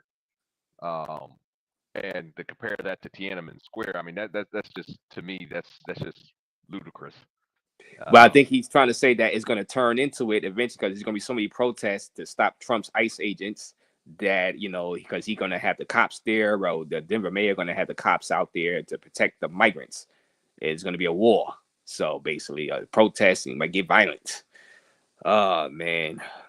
But I don't think I that's. mean, it's possible. I mean, if you remember during Black Lives Matter protests years ago, Trump had he was using Border Patrol as a secret police, rounding up people. Right. I don't know if you remember that, but yeah, literally, he had like plainclothes Border Patrol agents out there in the Right. streets just picking people up. Well, I remember some of the cities, didn't corroborate with Trump the first time with that. Some of the judges actually had some people that were in court that were migrants, illegal migrants, and they told them to exit through the back door because an ICE agent was there. You know what I'm saying? So I've seen judges not cooperate already his first term. So, yeah, I don't think it's going to get to Tiananmen Square, though, levels, though. You know what I'm saying? Yeah, I don't either. I mean, yeah, will there be protests? I'm sure. Yeah. I'm pretty sure there's going to be some, um, uh, some kind of bigotry by police. Like I'll say, some states, like you might see red states, create laws to try to enforce immigration, and I think that they'll be able to get away with it. My state tried under Obama. They had a bill called SB 1070, which basically gave authorization for cops to pull over anyone they suspected was not an American citizen. Right. In reality, it was racial profiling. Basically, anybody that was Hispanic, it gave them a reason to pull over anyone that was Hispanic. Right. That's all that was. Yeah, I mean, we all know, I mean, it's a huge country. We all know certain towns, certain cities going to be doing that. You know what I'm saying? It just depends on where, and saying that you're going to have an incident that go overboard. Somebody might get shot, and that's going to be all over the news and stuff. So I already know how that's going to play out right there. Yeah. It just it's bound to happen. And the politicians going to do it. You know what I'm saying? Oh, yeah, absolutely. Yeah. And obstacles to opportunity. Shout out to you, obstacles. What you got for us? Obstacles to opportunity. Shout out to you and your channel. Yo, they better comply, or they're gonna have to deal with the resistance. There he is. With the MAGA hat on. There's Kyle. Yes, sir. Yes, sir. Nah, people gonna say whatever. That mayor, he gonna say what he's gonna say. But when it comes down and the rubber meets the road, we'll see what he does. We'll see what he does at the end of the day. Because at the end of the day, that's the law of the land. And then especially on the federal level, you might have a couple of people who are going to sit up there and protest with you. I don't doubt that they're not going to show up. But I don't think it's going to last that long. People got jobs. The economy's already twisted. You get what I'm saying? Like, versus, the pandemic and George Floyd, people came off a high. The economy was doing good, right? We were trying to transition a little bit. Most of them people were white collar workers, right? Still working remote. They had time to go out and protest and do all this other stuff. Everybody was off. You get me? But now, nah, man, people been hurting for a while, man. That economy's been hitting them hard. So whether he protests or not, you know what I'm saying? People are going to be there at the beginning, and then they're going to scour. They're going to run. They got things to do. They got to go pick up the kids. You get what I'm saying? So at the end of the day, we just going to hold the line. And as far as I'm concerned, they'll do the same to us if we was in their country, and I wouldn't blame them neither for doing it. I mean, I wouldn't blame them if, like obstacles, for example, I go to Mexico pretty much all the time, right? I live on a border state, so I go to Mexico all the time, and very rarely does Mexican whatever they call their version of immigration, very rarely do they check my paper, my passport, or anything, or travel with my passport card. They don't check nothing. I think I've only been stopped maybe twice, and I go, like I said, I go to Mexico multiple trips per year. Yeah. You know, so it's kind of one of those things that, I mean, as for me, I'm saying that as long as they're not using up resources, you know, I mean, I don't mind immigrants myself as long as they're not using, you know, resources. Like in the case of Chicago, for example, Illegal where ones. exactly, they got dumped there, and you know, you just remember the black community was just, hey man, you dumped them in our community. Remember when they went to Florida sent them to Martha's Vineyard? White folks said, Yeah. they can't be here. We like immigrants. They can't be in our neighborhood. So they put them all in the black community, you know, eating up And our the black resources. community didn't want them. So it's mostly fake activists, people online remotely talking about, yeah, let them in. But when it comes down to the like regular black people, not dope dealers, not people who got out of prison, just the majority of black people in those communities don't like it. Right? They're actually showing up too. They're showing up to town hall meetings. They're showing up talking to council members. Like they have a big problem with many things that happens when this happens, right? Resources get redistributed. And that's been a problem amongst those communities just fighting for resources at the end of the day to the city, to the county, and et cetera. So I'm not even against it. You know, it's just funny though. I mean, recently a lot of Americans were living overseas, like on their passport bro stuff in Mexico. And Mexico has a policy where they're like, you stay 90 days and you leave and you could come back, right?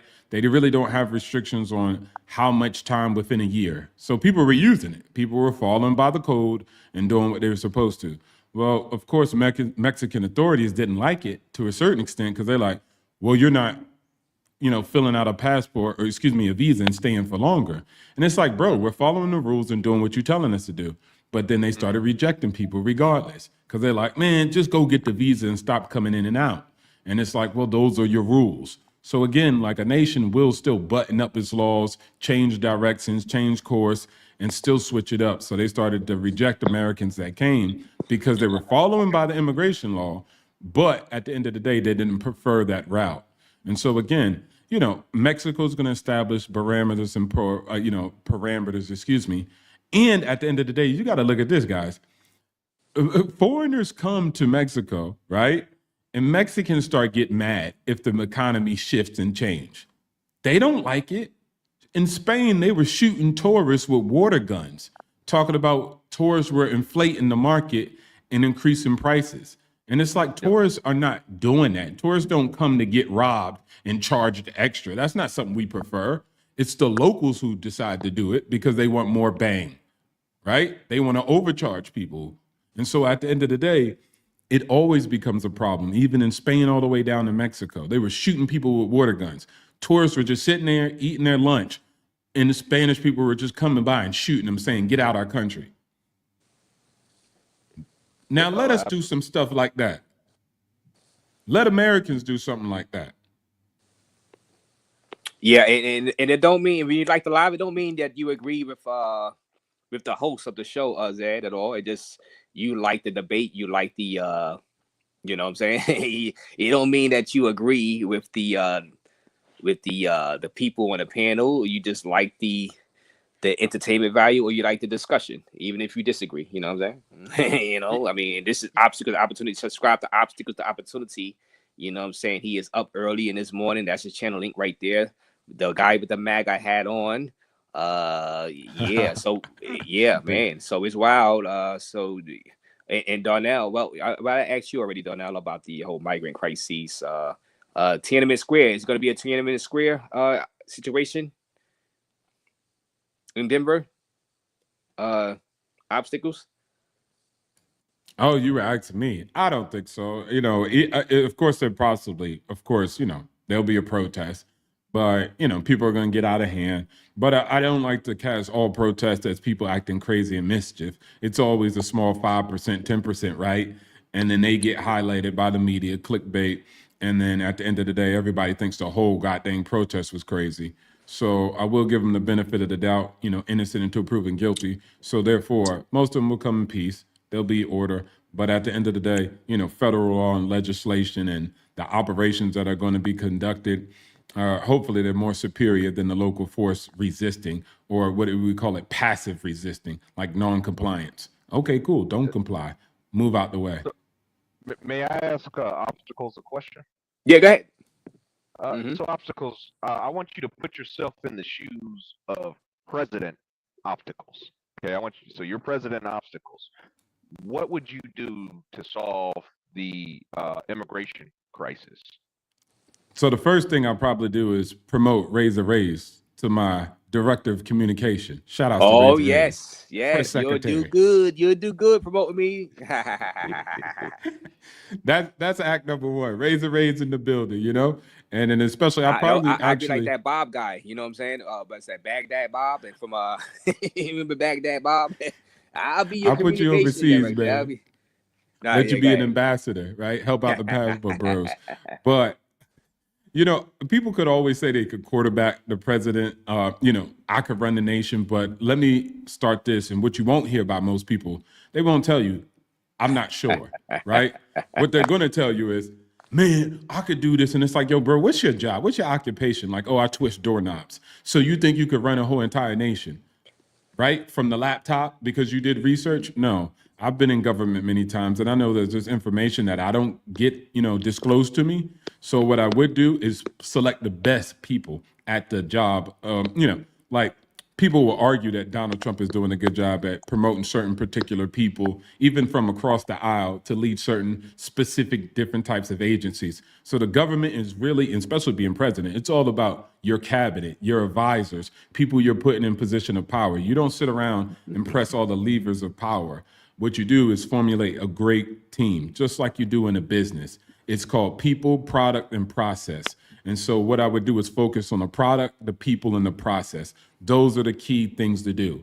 You can't expect the government to have financial literacy if people are in power that are financially illiterate.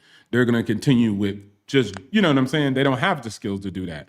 But at the end of the day, it's about people you select. CCP is not the best in the galaxy. But what I would say is that CCP makes sure that the people who are in position of power are merit-based. Not all the time. They're not the best and they're not heavenly. But at the end of the day, they do have that on their side. People have to put in service and deliver results in a small municipality before they ever work their way up government. You Right. can't just vote for them or be in power just because they got a good smile and you like their family picture. That's dumb stuff that happened in America. We select people based off of that. We're like, man, I ain't going to select that guy. Why? He ain't married with kids. He can never be my president. Like, really, guy? Right. Like, right. Yeah. So I do got to give you some pushback on President President-elect Trump's pick. Yeah, go ahead. But, no problem. Yeah, so I mean, I agree with what you say that president has to pick the best candidates for the job. And with Trump, I have to be honest with you. From some of the picks I've seen thus far, it looks like he's picking cronies to me or loyalists. And I just use the top three. Yeah, go ahead. One is I know he withdrew himself now, but Matt Gaetz, for example, who he picked him for Attorney General.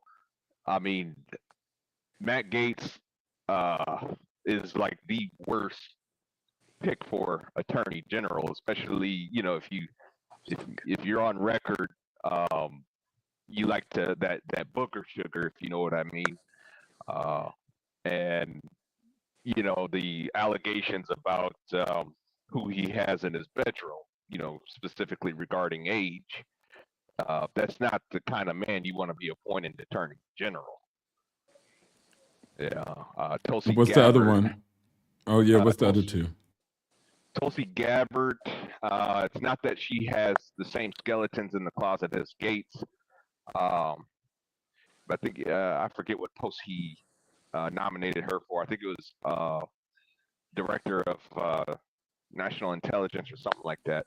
Yeah, intelligence. Go ahead. Yeah, my opinion, when I looked up her, I'm like, she doesn't. I don't personally. I have no issues with Tulsi Gabbard personally, but I just don't believe she's qualified for that position. I mean, if he had put her maybe in, I would say health, maybe but intelligence, I just thought that was kind of a bizarre pick. And then his defense secretary, what's his name, Haggith or something like that. The guy from Fox News. To me, I was just like, you couldn't find a retired general to run the be your secretary of defense, Yeah. Well, I'll start with the first one. Who was the first one you said again? Matt Gaetz. Matt Gaetz and his personal situations that's going on. Was he convicted, and guilty on a criminal act? To my knowledge, or his allegations? He has not been charged. He is under investigation by the Yeah, that's FBI. okay. Yeah, but he's innocent until proven guilty. So also too, on top of that, once again, are you going to do the job? Are you going to remain loyal? Everybody has skeletons in their closet, has issues, and a lot of people that are behind the screen just, they're not on public stage. So at the end of the day, these people are people. You got to humanize leaders. That's the problem with a lot of, Americans. They don't humanize leaders. I humanize Biden. He's a human. He's not somebody who's more glorified than all of us. He's not going to have skeletons in their closet. A lot of you guys are swinging in your household, but propose to be Christians. Cut it out. Now we go to Tulsa, the female, the director of intelligence. At the end of the day, I think that she does have experience. She's a combat veteran, so they give her respects for that. As far as you're thinking whether she can or cannot lead, we shall see. I think that picks are, something that we shall see when the actual time happens. What, policies are they implementing? How are they leading? I think a lot of people believe and think that, let's say Steve Jobs knew anything about actually programming and building computers. He did not. And to a small extent, yes. But for the most part, no. What did he do? He had drive, ambition, integrity, and he pushed people beyond their breaking points. He did things that most people would not want to do to push the development of the Macintosh and the iPhone and get people to create those inventions. And so that's what a leader could do. He's a generalist at the end of the day. And then we could actually fill the ranks amongst, with specialized people who can fill out those roles. So a leader in those departments really just have to be a leader of people, right? And then again, they're good at focusing on people, product, and process. And so again, that's what they're going to do in those billets. And if they can handle that, then it's all the best. Elon Musk himself is not a rocket scientist, but he has the best rocket company in the entire planet. Why? Because he hired the greatest people to do it, right? And he then learned from those people while they were on the payroll. But at the end of the day, it takes those type of people to really lead. And we shall see that because what you're asking for has already been done. So we see that our current state, let's say the Biden administration, would you argue that they did not do what Trump is doing? And if they did, then we have the results that we have today with that difference of leadership. Does that make sense? Yes, sir, it does, to an extent. But, as far as, and I understand what you're saying about the skeletons in the closet. You're right. Everyone has skeletons in their closet. But the thing is, I mean, if it was just like let's say, okay, this guy had unpaid parking tickets or speeding tickets, I would agree with you. But, in possession of a white substance that, you know what I'm talking about. And, you're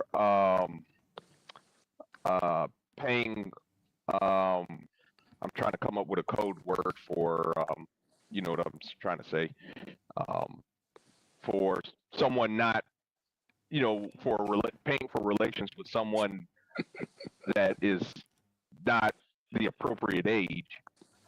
Yeah. I mean, that to me is more than just, I mean, you can't. Again, allegations though, if we're going to be a society and be civil, right? I'm not against somebody getting convicted, then that would change the circumstances. But also you have to ask, is that billet they're filling saying you can't be convicted of these crimes. If that's not, and that's not even important, that's a non-starter. That's a personal thing that you're implying to the position, which is completely fine. If you're ever president, you could rule as such. I wouldn't have nothing against it. It's your right as an individual for the people that, everybody selected to say, hey, this is my standard in order to work in my cabinet. But allegations alone, and you would kick your own people out of their own cabinet, you wouldn't be a very loyal leader. I wouldn't work for you because all somebody has to do is throw an allegation my way and you'll fire me. But I'm not saying he didn't or didn't do it. I'm just saying he's innocent until proven guilty. Outside of that, he can decide how he decides to select individuals. I think we need to look at the performance of the business. Focus on the message, focus on the product, focus on the process. And if they deliver, then that's what we're really wanting at the end of the day. The left has a good thing of doing it. The left always talks about, oh man, this person's character, they have allegations. They shouldn't do this, they shouldn't do that. And many people yell up and down. That's something that the space often talks about, is that accusation alone. A statement alone can get you fired, can get you laid off, can get you suspended. And then the people enact the same type of things on other individuals because they're in leadership. I don't think it's fair. I think everybody should have their fair share and their day in trial. And then after that, I'll make the statements. Right, but I mean, it's one thing to say for someone like, say, myself or you or Raze, saying that guy, he does these bad things. And it's a completely different thing for the FBI, who investigates crimes. Remember, the investigation, I don't know if it's still active or not now, but he had an active investigation. But here is the thing. Even Republicans behind closed doors, and I think this is why Gates decided to withdraw his name. Even the Republicans, I think, secretly told him, said, "Hey, buddy, you might want to withdraw your name, because you got to remember they have access behind closed doors, so they have things, so they can see things that we can't see." And I think they've seen the file. They even have leaked that they themselves told Trump, you might want to get somebody else.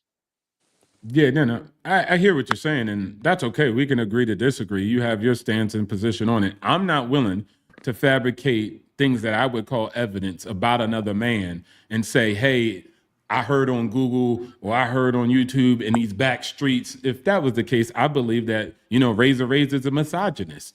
But I'm not going to do that because at the end of the day, unless he's been convicted in the court, I'm not going to agree with the man is innocent until proven guilty. But again, if that's your situation and that's the judgment and decision you're making, that's completely fine. Just the bad part is you're just not the president. And so you could do that with anything else in your life, though. You are the president of your own life. So if you don't want to do business with people like that because you heard of X amount, I have nothing to say about it. You're a free man.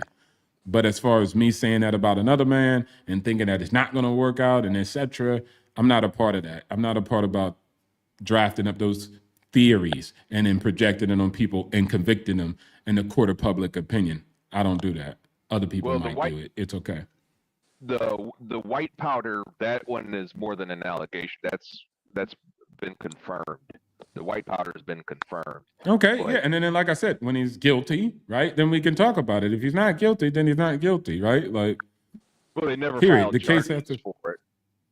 Well, there it goes. Then the man's still innocent. That's happened in his life. You get what I'm saying? Y'all wouldn't be mad if they freed, Young Thug on the same nonsense. Not you specifically, okay?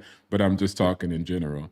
But again, okay, cool. And then, also, they're investigating him. So what? You get what I'm saying? They investigated Martin Luther King. Does that mean he was wrong? Like, they investigate people. That happens. You're And right. Chris, all right, go ahead, Donnell, and then Chris Casco. Go ahead, Donnell. No. Go ahead, Donnell. You're correct. Okay, I'll keep it quick. But yes, Obstacle, you are correct. Allegations are made all the time. It doesn't necessarily mean that someone should. I'm certainly not implying someone should lose their job simply because of an allegation. But as far as that, and then what I wanted is one more thing I wanted to respond to was about. Yeah, go ahead. You said Tulsi Gabbard had served her country, and that qualifies her for her post. Well, I served my country as well, So did you. But my MOS, I was at 88 November. For those of y'all that don't know what that is, that's a transport management coordinator. That doesn't mean I qualified to, be director of national intelligence. You know what I mean? Yeah. And the funny part is, I was in intelligence, right? And that doesn't qualify. You're more qualified than she is. Yeah, but watch this. This is the funny part. And I've led a real estate investment firm all the way from 0 to 100 million with no experience, no financial degree, no nothing. The partners put faith in me because I could execute and I'm creative. Regardless of the situation, I make things happen. Put together a team, took that business from 0 to 100 million within 1 year before the physical year was out. So it's really not about what you did and having a specific skill set. It's about, are you able to get the job done? Are you creative? There's all these other characteristics that an individual could have. And then people like you or people like me, they'll hire in intelligence to actually go out and do the duties because I'm a specialist. They're going to hire me to be the specialist, not necessarily the leader at the end of the day. That does not mean that that person can't be in that position of power and be a leader. Good answer. And well, let's get to Chris Cash. Shout out to you, Chris Cash. What you got for us, Chris Cash, on this late, early morning, Saturday? Salute to you. Salute, brother. Obstacles, hello. Darnell, hello. How's it going, guys? Shout out to you. Wanted to actually say some very good points, innocent until proven guilty. Just my own opinion with this Trump cabinet pick is don't get too comfortable with these picks because you look at his first administration, it was basically musical chairs, right? And the musical chairs is basically however Donald Trump kind of sees whether or not you're doing a job or whether he likes, he'll get rid of you in a second. I mean, I can come up with names like Rex Tillerson, who's the other guy over there? Michael Bolton, Jeff Sessions, all these guys. They last a little while until there's any type of pushback. Then normally they get canned. So whether or not that's a good thing or a bad thing, I don't know. I think it's very chaotic to run a country or a business that way. We're always changing people every few months. But who knows? Maybe he won't. I do think we do have to wait and see.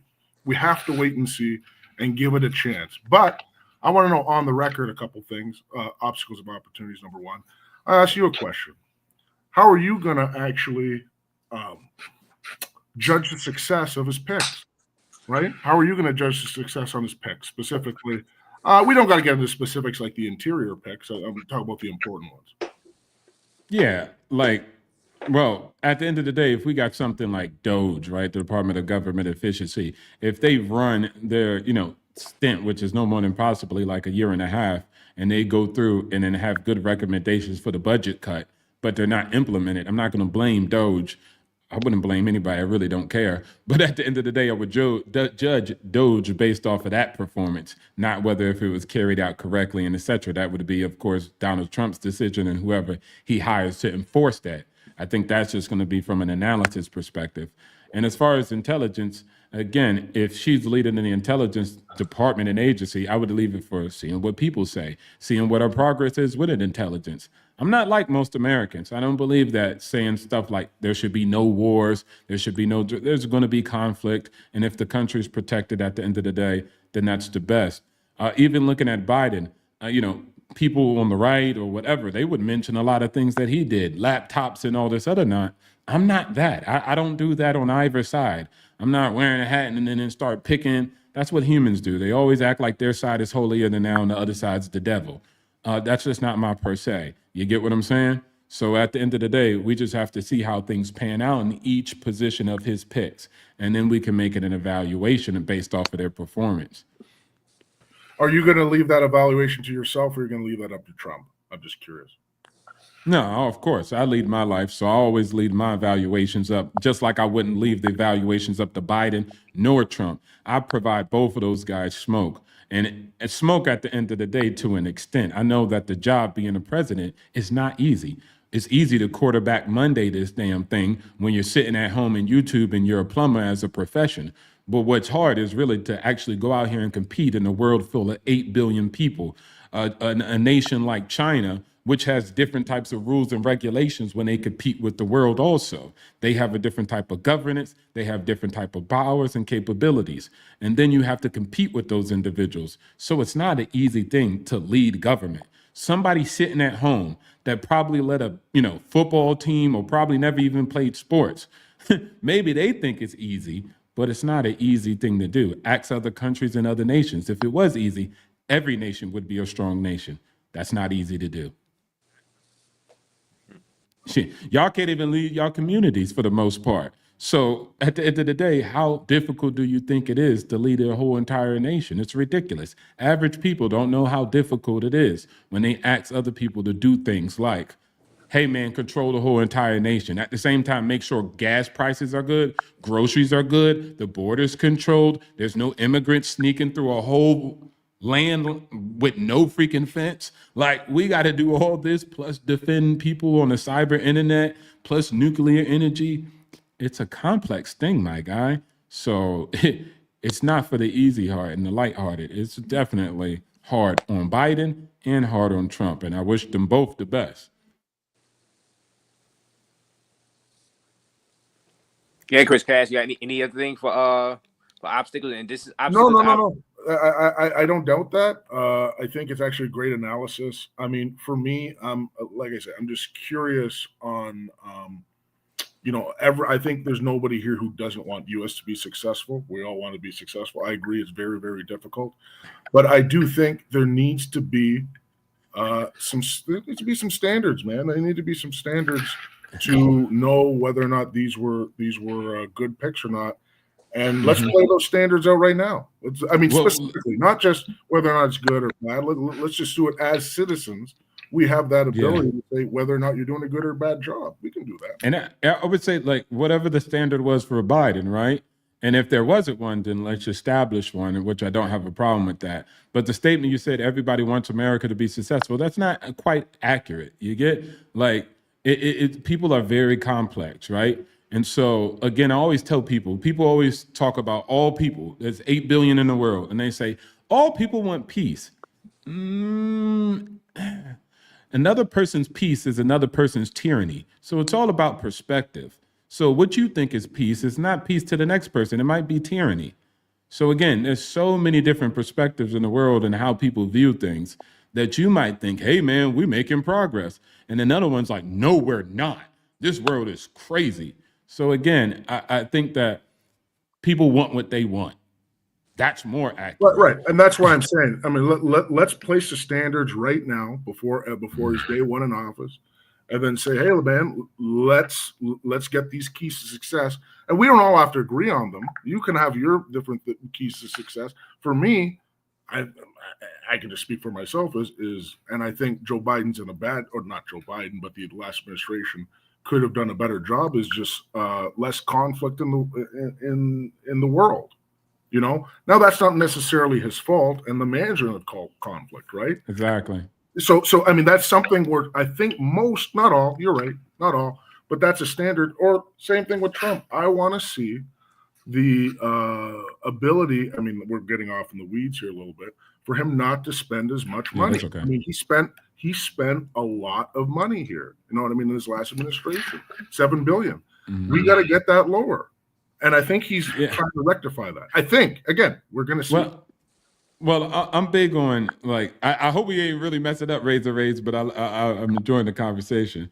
But I want people to understand a lot of things about that. And people often just talk about, like, the debt. Like, you can't just talk about the debt without talking about the GDP. And you can't talk about the GDP only and the debt only. You have to talk about the net worth. And so Vivek actually offered a great position. In order to get our way out of the construct of the debt we have to grow. And that's always a technique that anybody could use on their own individual financial, journey amongst themselves. It's called financial literacy. You can have debt, but it's about how much you produce on an annual basis and how much net worth you have.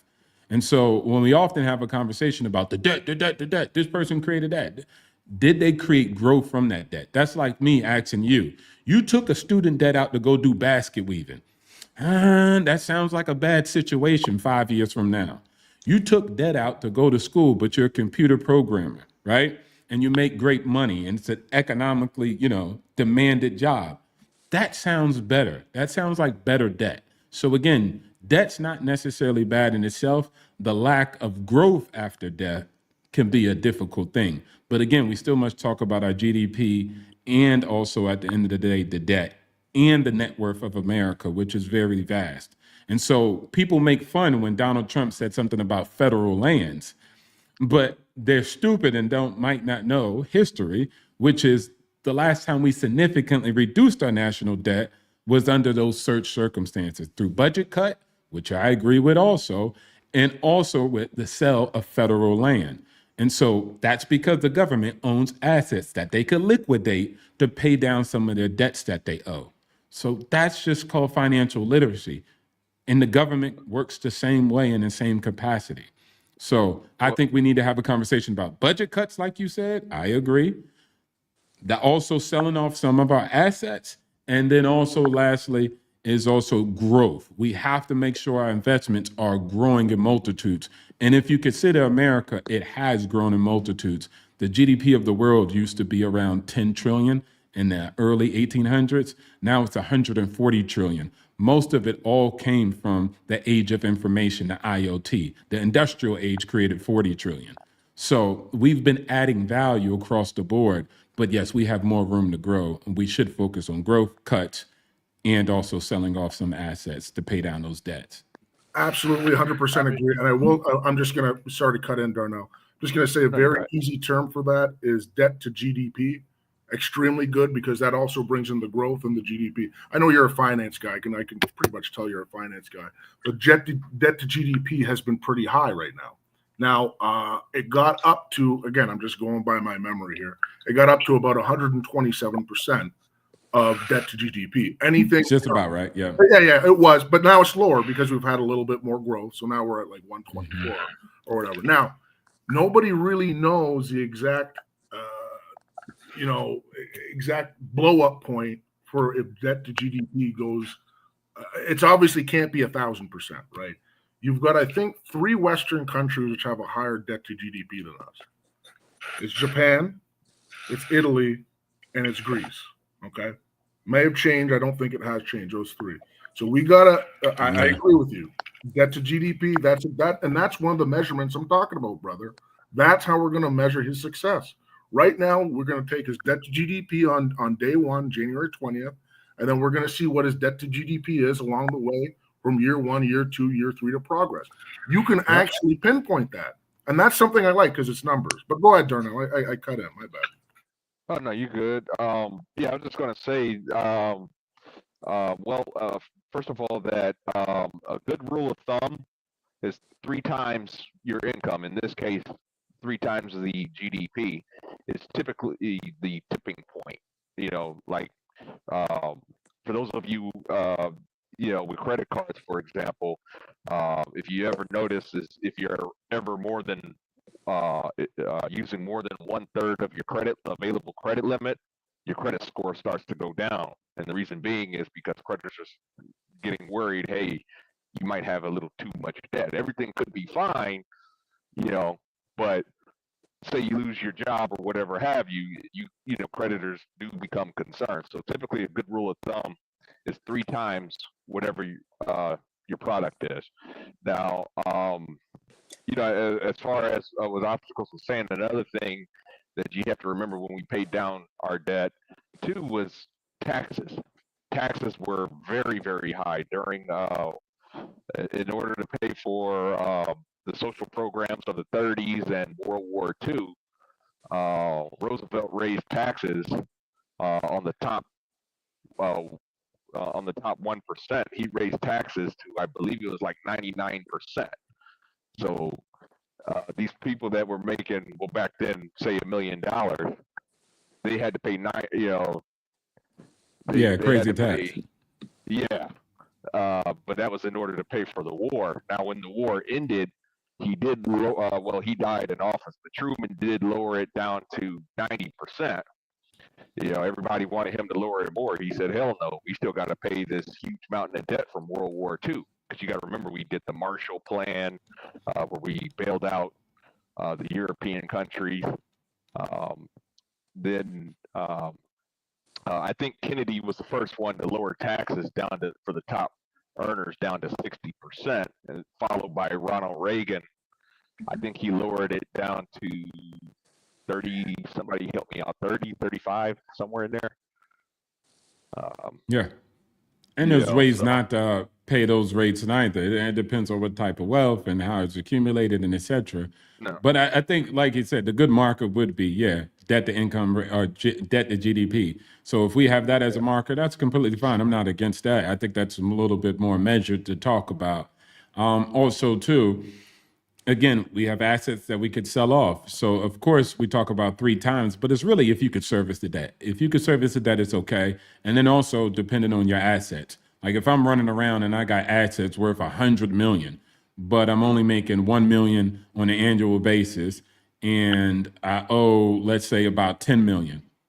Like if I could service the debt, depending on the rates of everything and how it comes down on the debt service, then they're like, okay. But even if I couldn't, they'll look at the portfolio and say, man, you got 100 million. If you sell off not even 10% of that, you'll have the money that's necessary to pay everything out. So what's your added value strategy? And then the bank will talk to you and figure out, what are you investing the money in? Where's the direction that the actual investment's going to go into? And I think, at least when it comes to America, we're on the brink of a new revolution as far as an industrial revolution. And then we had the information revolution, which created massive amounts of wealth in the world, right? Massive amounts of value for people all across the world. And now we have an AI revolution. And so once that comes in, we're talking about 140, a global GDP is going to move up to above 200 easy. Most of the growth, again, happened after the IoT, Internet, Information of Things. And so once the internet came out, it was ridiculous. Once we get artificial intelligence and we're talking about robots, it might seem crazy and off to you guys, but if you go to China, places that are at the edge of this, the cutting edge of it, it's not too far off. And once that happens, that's going to be the added value. So again, we kind of measure stuff from old perspectives, thinking that, oh, we don't have an industrial nation no more. We're a piece of garbage. That's not true. Nations move from agrarian to industrial and then move into service. And then now we're moving into artificial intelligence, etc. So that's what happens. Japan used to be a very industrialist nation. Now they're not so much anymore, right? But we just need a fundamental account of our industries. We can't have no industrial capacity. We have the best industrial capacity, the machine that makes the machine. Elon Musk's factories are hand down the best technological advancements, when it comes to manufacturing capabilities. You can ask China, anybody else. China has a lot of factories, but a lot of low and mid-level factories, not high-tech level factories like Tesla. That's why they're the only company in the entire American market that allows full ownership and to operate in China, because they understand their IP, intellectual property, is vastly far beyond China, its capabilities. And the same thing with semiconductors in Taiwan. They're the best to do semiconductors in the whole entire world. And so again, we have to look at all these added values that America does have on the charter and see if we can continue to grow. And in that, the only way it's going to affect the people, though, is not whether people live paycheck to paycheck. Americans will have to make sure that America is going to be good for them by taking charge of their own life. There's nothing Trump or Biden can do for Americans. You live check to check because you got problems personally. Yes, Wow. Yeah. Go ahead though now, and I'm about to end it because I've been enjoying this conversation. But I gotta get up early in the morning. But I'm going to let you guys get your final statement. This has been a very, very great conversation once y'all guys got on the panel, because I was just fear-mongering the whole time. People think I'm fear-mongering World War III. So you guys came in and broke up my fear-mongering, with some real intellectual conversation, and I have been enjoying this. So go ahead and guys, and get your final words, and I want you guys to subscribe to Obstacles to Opportunity channel. You know what I'm saying? For him coming up here with the MAGA hat. Of course, the MAGA hat is always welcome over here because it pisses people off, and I like that because I'm still a smoke show at heart. God damn it! So, but I like it, I gotta put you on the big screen with that hat. Subscribe to Obstacles to Opportunity, guys. Subscribe to Obstacles to Opportunity channel right here. You know what I'm saying? Whether you agree with him or you don't, you still gotta listen to him, and you just go over there and debate him. You know what I'm saying? It is what it is. Respectfully though. God damn it. respectfully. Well, Darnell, go ahead. Darnell, you gonna say something? No, I was just agreeing with you when he said debate him respectfully. I was just gonna I was just agreeing with you on that point. I could wait for final thoughts. Yeah, without cursing him out. God damn it, Don't do that. He'll let you have it.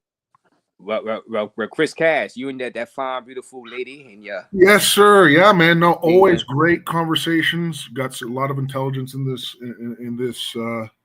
chat, and going through lots of America's problems and I don't call them problems, challenges we have to go through. And all I want is just a standard bearer to know whether or not we're successful or not. And I think the debt is a good place to start, because we're dealing with actual numbers here, right? And as long as we can all agree on what numbers to be successful, and I think debt to GDP is a good one. I want to see that obviously lowered, no matter what they do, and we're going to see what they do. I mean, if we can get down to 100%, that would be great. But we'll see. Let's see how it goes. And great panel. I like the Bill Clinton days of surpluses.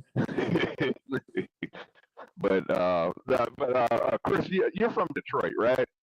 Yeah. Yeah, so you know what I'm talking about Detroit during World War II, how it was built up. I remember when I lived up there, they still had the factories and everything. Remember the Arsenal of Democracy? You remember that plant? I remember it, and that's one of the reasons why Detroit became such a juggernaut. Why? Because during World War II, they needed to build tanks and build everything. And America was one of the few countries which was left intact during World War II to be able to produce all these machines and guns and weaponry, etc. Fuck. I mean, if it wasn't for us, the Soviets wouldn't have been fed. They wouldn't have been given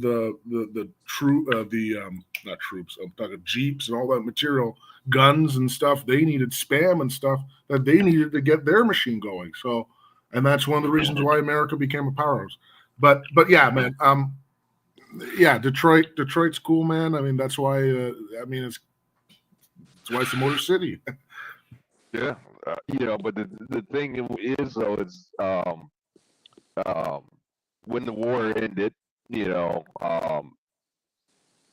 factories, I think they went back to the majority of them went to civilian production, producing cars and things. But with the advances of technology, automation, you had robots in the 60s.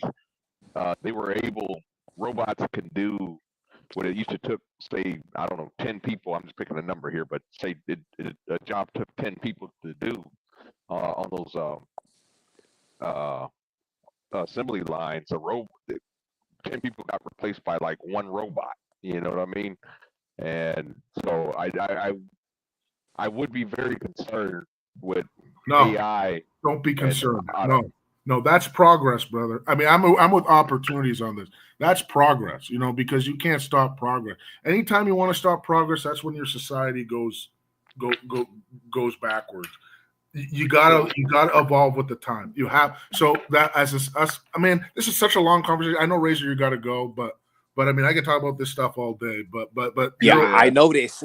I know this. You can. You know what I'm saying? No, but go ahead. No, continue. Go ahead. Continue. I got some more sips of beers left anyway. Go ahead. No, I would say, Darnell, you're wrong on that. But go ahead, opportunities. Go ahead with what you were saying. Oh, no. If you wanted to say something, I was just going to basically say, look, there's a book. It's called Blood in the Machine. People been running around beating up robots when they were sewing machines. Sewing machines. Not robotic sewing machines that automate the whole entire. No, just a sewing machine that your granny has.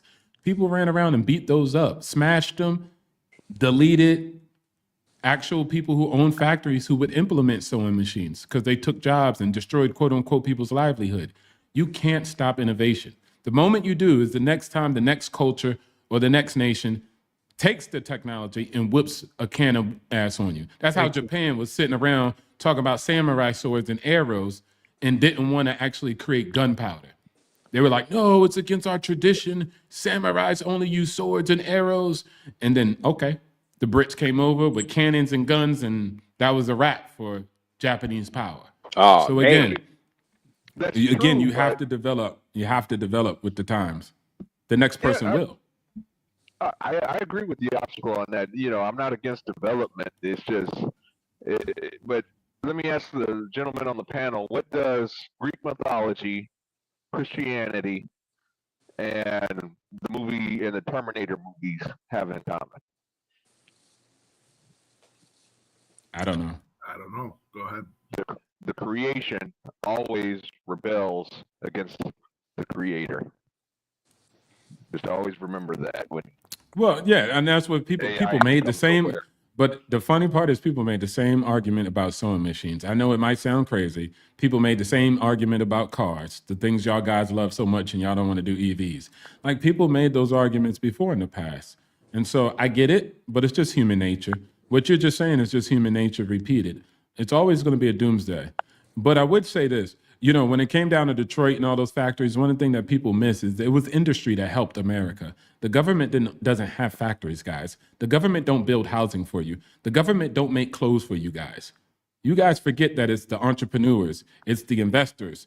These are the people who actually give you the capacity to actually be able to defend the country and the nation. So the president had to run to those titans of industry, J.P. Morgan, Ford, DuPont, W. Bowen, and beg them to turn their factories and facilities into machines of manufacturing warfare. And they were the only ones with the expertise on how to do it. The government don't know how to do it. They regulate. So again, I think that people forget that it's a two-team. It's a two-team tier, private industry plus the government. And those two working together, they could build a great nation that you got. What I would say is the most important part, closing out on everything, is that's why I say make Americans great again. Americans used to be the people who would move out west and build a whole entire town from the ground up. The government, for the most part, didn't even help you guys because they weren't even powerful enough for themselves to do anything. So again, it's up to you. Take control of your life, and then you could actually realize the American dream. If you don't, and you sit around and wait for Biden, then good luck. If you want to wait for Trump, then good luck. But the best bet is to bet on yourself. If all Americans did their fair share of their own household and their own financial literacy and taking charge of their budgeting, they'll be doing extremely good, just like immigrants in America are doing extremely good for themselves, the legal ones, right? They're doing all right for the most part. They're not living check to check. When's the last time you seen an article, Asian Americans are living check to check and are barely struggling to pay their bills and they're all in debt, credit card debt? Are they better than you? No, they just have better techniques than you. Follow the technique. Don't hate the player. Don't hate the player. Learn the game. Amen. Wow, what a way.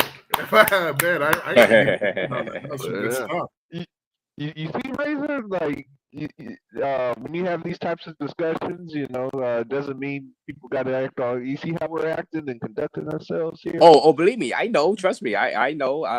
It's a different type of conversation, and any good information that people gets out of these conversations, is great.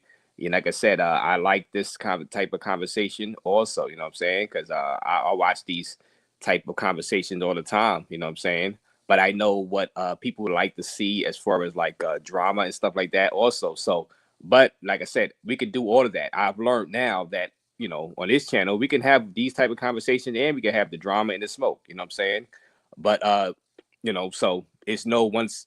I'm like a jack of all trades, master at none type guy anyway. So I said, what the hell, let's do it.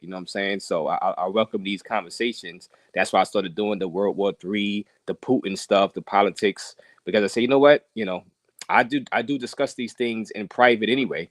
I just go ahead and bring it up here. I'm quite sure, some smart people will come up here, like the Obstacles and Chris and Darnell, and come up here, because we can't always have a smoke show with people cursing each other out like that. I get kicked off of YouTube, and then nobody would have a voice at least on this channel. You know what I'm saying? But damn, that Raze got kicked off. Yeah, obviously it was coming. You know what I'm saying? But yeah, man. And this is good. This is good conversation. You know what I'm saying? Well, I know Chris didn't give his opinion on the possible World War III scenario, and I can't remember. Did you ask Obstacles his opinion on the possible World War III scenario? Oh yeah, Yeah, he what you think? did. Chris can go. Yeah, go Yeah, ahead, Chris. it just for me. I mean, I think it's very like I say. I always say this. Everybody says Putin's going to nuke somebody. Putin's going to nuke somebody. Where the heck is he going to nuke? He's not going to nuke Ukraine because he thinks that's his land, and he's not going to nuke Europe because it'll be suicidal for him. So I mean, I think it's a lot of saber rattling for him. From my understanding, he's lost a lot of his troops. You know, I'm hearing anywhere from 60,000 to 600,000. It's somewhere in there. That's an insane amount. I don't have the data. It is an insane amount. And not only that, a lot of his young men are leaving Russia to go, you know, to other places too. So he's losing a lot of that. He's losing a lot of material. He's losing a lot of ammunition every single day. So how long? It's a battle of attrition for him. How long is he going to last? And I don't think he's actually had his goals yet with Ukraine. He's having such a hard time with Ukraine right now. I mean, who said this? When the enemy is making a mistake, let him continue to make his mistake. Let him continue to do what he's doing right now. It's not. I don't think it's going to end up well for him. But in terms of the West getting involved, I mean, I see them. I see Europe maybe trying to support Ukraine with the same thing they've been doing. Again, I just don't see. I see it as sensationalism. I think if a war were to happen, it would have happened at the beginning stages. During the beginning of the conflict. So yeah, that's my opinion on it. Okay. Like I said, and like I told Razor earlier when he asked me, I just don't. I don't see the scenario, especially after Trump getting elected. Because like I said, the spigot for Ukraine, is going to dry up.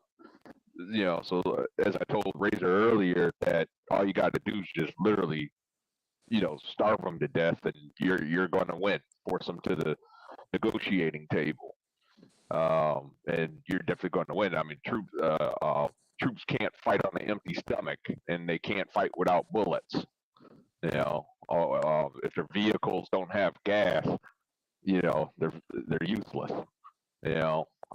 So that being said, the only thing now here's where I will say why he might, and again, this is a very strong, or I should say, this is like a real crazy scenario.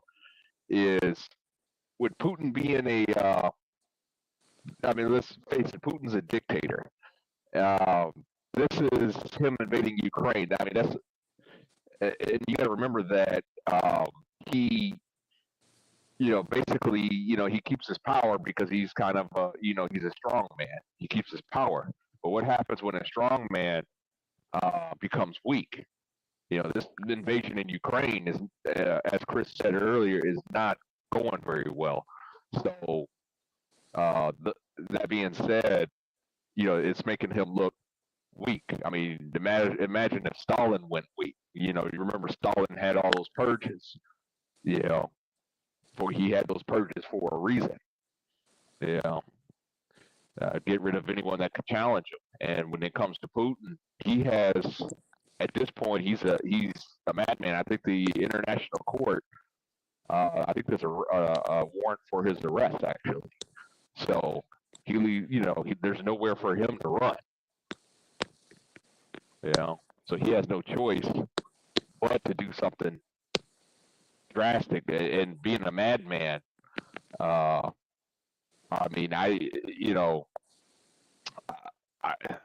again, I'm being thin here. This is thinking very thin. I don't think this is going to happen. But if he felt like, hey, I'm losing power anyway, I got nothing left to lose, push the damn button. If I gotta go, everyone's gonna go with me, kind of thing. But again, yeah, but we have control of that. We have. I mean, if it ever came to that point, we have control of that. Believe me. I mean, somewhat, but I mean, like the THAAD missile systems and the Patriot missile systems. I mean, do you really think that they're going to intercept each and every nuclear warhead? Oh, no. I'm saying that here's my argument. I think that Putin is not a madman. I think he's a rational actor. I think he's rational enough to know that if he ends up launching a nuke to, and again, nobody can answer my question where he would launch a nuke to. He knows it's suicide, and he doesn't want to destroy himself or his tribe, right? So that's always going to be in his back pocket, no matter what. So what I'm saying, if you ever get into mass conflict, right, with him, don't get him to that point. You weaken him just enough, or you slowly weaken him just enough, so he always feels that he has control. You follow me? Same thing. Reason why Daddy Bush didn't go in and destroy Saddam Hussein the first time. He left him just weak enough to control his own territory and not hurt anybody else. You do the same thing with if it ever got to that point to Putin. Now, I don't think it'll get to that point. I personally, I go ahead. No, I was going to say, most of the time, guys, you got to realize nukes is just a trump card, and no pun intended. It's just a card so nobody just bullies you like Africa. You know what I'm saying? Like you can't get slapped around the block when you have a nuke. But after that, usually people just kind of say, all right, we're going to have an economic warfare. We're going to have a cold warfare. Like those are, or we're going to do proxies. But it won't be nuke to nuke unless you have a legitimate madman. And I know people like to think Putin is that, but he's not. To accumulate power like that, the way he has done for many years and where he comes from and his background, he's not just some stupid idiot or some madman who is emotional. Like he's also loves his country, and you might not agree with how he does it. That's irrelevant. So even, and people also forget that there's internal disputes. So even if he went crazy and said, I'm gonna nuke it, F it, he has to deal with Russians that are like, bro, you might not be in power no more. That don't mean I want to be deleted. So he has to deal with internal conflict. It's not like everybody else is going to be like, yes, Putin, let's delete the whole world. Like other people within his party is going to be like, you know what? You tripping, bro. You about to get this. You about to get Julius Caesared. So at the end of the day, yeah, you know, it just possibly most likely won't go down that like that. But if I'm the media, I'm definitely telling you it will because you clicking. Yeah. Honestly, Darnell, you have a higher chance. This is just my own opinion. You have a higher chance of nuclear war, most likely between Israel and Iran. Why? Because Israel has nukes, Iran doesn't. And if Israel were to nuke Iran, it's far enough away where they're just totally destroyed. I think that's a higher likely scenario of nukes being used than Putin using them. Just my own opinion. I agree. Again, and I was just giving a scenario on where it could happen. And like you, I don't believe it will happen. Again, especially after the election of Donald Trump. You know, like I said, Trump has already said, "Hey, he's going to cut the spigot off." But Darnell, answer me one question real quick. What would he nuke? Where would he nuke? Like specifically, I want to know what destination would he nuke? More than likely, pretty much every NATO member, I believe. You really think he would do that, knowing that would be his own destruction? An attack on you have to remember the NATO Charter, Article 5 of the NATO Charter. It's an attack on one is an attack on all. So even if he nukes, say, let's just pretend the United States, Great Britain, France, United Kingdom now, France, Italy, Germany, everyone has to respond. Yeah, exactly. That proves my point. He'd be toast. We'd wipe him off the face of the earth.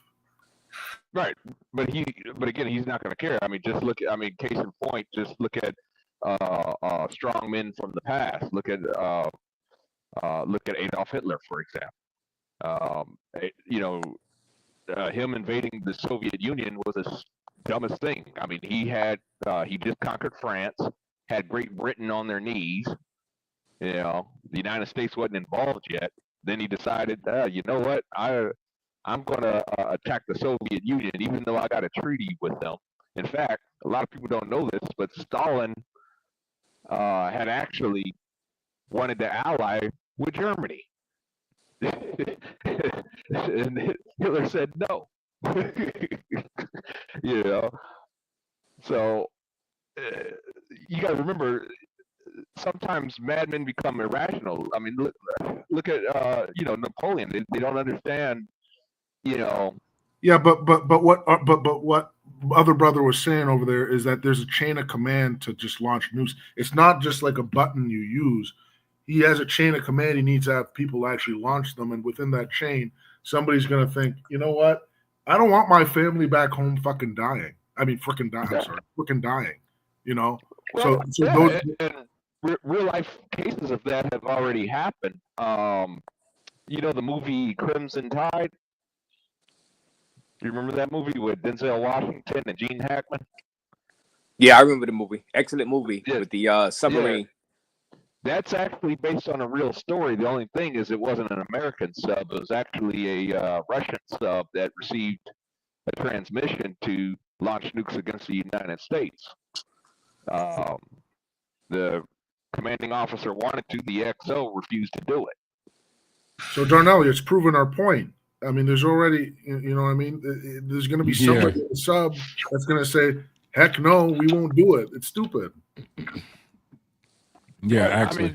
I mean, that's true. But when you start pointing loyalists that are just going to tell you whatever it is they think you want to hear, Look. In my own opinion, the only people, and I hate to say this, who are like that are the people who would fly themselves in that type of fundamentalism. Maybe they would use that, and that's such a tiny percentage of the world that's willing to do that, and that have to be in governmental power to use that. Come on, man. I mean, like, I get. Yeah. I was about to say also too, like with the Crimson Tide thing, just from a military construct, they're more likely to follow orders more to the court than versus political and bureaucracy and politicians. So they don't really fall in line or in rank and file and do what they're commanded to do, because that's not really the imperative as a politician or a bureaucrat. And so the military is even entrenched more with following through with such type of commands, and they still didn't do it. Because again, human nature dictates like survival for the fittest. I don't care what you're on. I'm like, and I'm telling you, I've been engaged in combat. You may think people will follow, but that's not how it pans out. People run, people change their mind. Like it changes real quick, and all you need is one or two, not even that, right? And if Putin goes mad, they're like, a knife will do. And shout out to my guy T-Mac, aka Black James Bond, is in the building late. Shout out to you, T-Mac. Incorrect history. Stalin did sign agreement with Hitler, but Hitler backstabbed him. So so T-Mac, Black James Bond coming in. Look at that. If you look at history, Russia panicked during a nuclear showdown. Khrushchev blinked under nuclear threat with JFK. Yes, the Cuban Missile Crisis. Yes, that's the official story, but secretly people don't know this. We actually pulled our nuclear missiles out of Turkey. Look that up and verify it. So let's go by that too. So it goes to show people will back down. People will continue to preserve. And if they don't, then we're all dead. So there ain't no point. What you gonna do? Yeah, well, I think after Truman is the only president or even world leader to authorize a nuclear strike in wartime to this day. Truman is the only one. And after that, I think even Truman had regrets after launching that nuke. Even he had regrets when MacArthur wanted to nuke China. When they got involved during the Korean War, Truman actually fired MacArthur, because he wanted to nuke China. Yeah. So, well, either way, I think it's all good. At the end of the day, it's better than getting hit by a rock, a meteor. So I ain't going out like the dinosaurs, so it's okay. You just got to remember, the end of the world only happens one time, right? That's one time. That's it, man. Once. Can't happen again. Right. All right, guys. Well, thank you guys, because I think shout out to T-Mac once again. T-Mac is here. All I can say is shock and awe. Russia ain't tripping. It was not a secret. Afterwards, an agreement. The Jupiter missiles were pulled out as a compromise. Okay. So he said the Jupiter missiles were pulled out as a compromise with that whole situation. All I can say is shock and awe. Russia ain't tripping. So we're going to continue following this. I'm make this a series, you know, whether I do it at midnights or whatever. World War 3 watch, you know what I'm saying? And, you know, Putin can't launch unilaterally, says, okay. German blood is still your problem. All right, well, we can't talk. So, yeah. So, yeah, guys, simple Google search says T-Mac. Yeah. I'm going to end it before you guys up here. Shout out to Obstacles to Opportunity. Subscribe to his channel. His channel link is dropped into the chat. Great conversation, great knowledge, and great, you know, learning. You know what I'm saying? You know, you guys are learning something. These are some of these people are, you know, military vets on the panel. So, and in the chat, like I said, T-Mac, Black James Bond is here. You know what I'm saying? Chris Cash, thank you for having that fine, beautiful woman on the screen. You know, for the Password Bros, for the Password Bros section of the channel that, like, you know what I'm saying? Yeah, guys. So thank you, all you guys. I'm gonna come back live. I got a couple of things to do. I'm gonna do a Password Bro live tomorrow, but I am going out tomorrow late. So I'll probably do that Password Bro live early. So look out for that. It's gonna be a good one. So I'm gonna put up the thumbnail probably in the next few hours. Well, when I wake up, I'll put it up. I'm gonna probably do that early because I gotta go out late tomorrow. So I probably won't be able to go live tomorrow late. So I'm gonna talk to my guests and ask me when to come on early, probably around 1 o'clock, 1:30, around noontime. But shout out to everybody. Hit the like button, subscribe to Obstacles to Opportunity channel, guys. Subscribe, sub up, please. You know what I'm saying? Obstacles, I just had a question. So on your channel, do you normally talk politics and government policies and things? Well, I got a series called Make Americans Great Again. So you could say that's about politics, but it's mostly about like applicable things that Americans should do to make their life great again.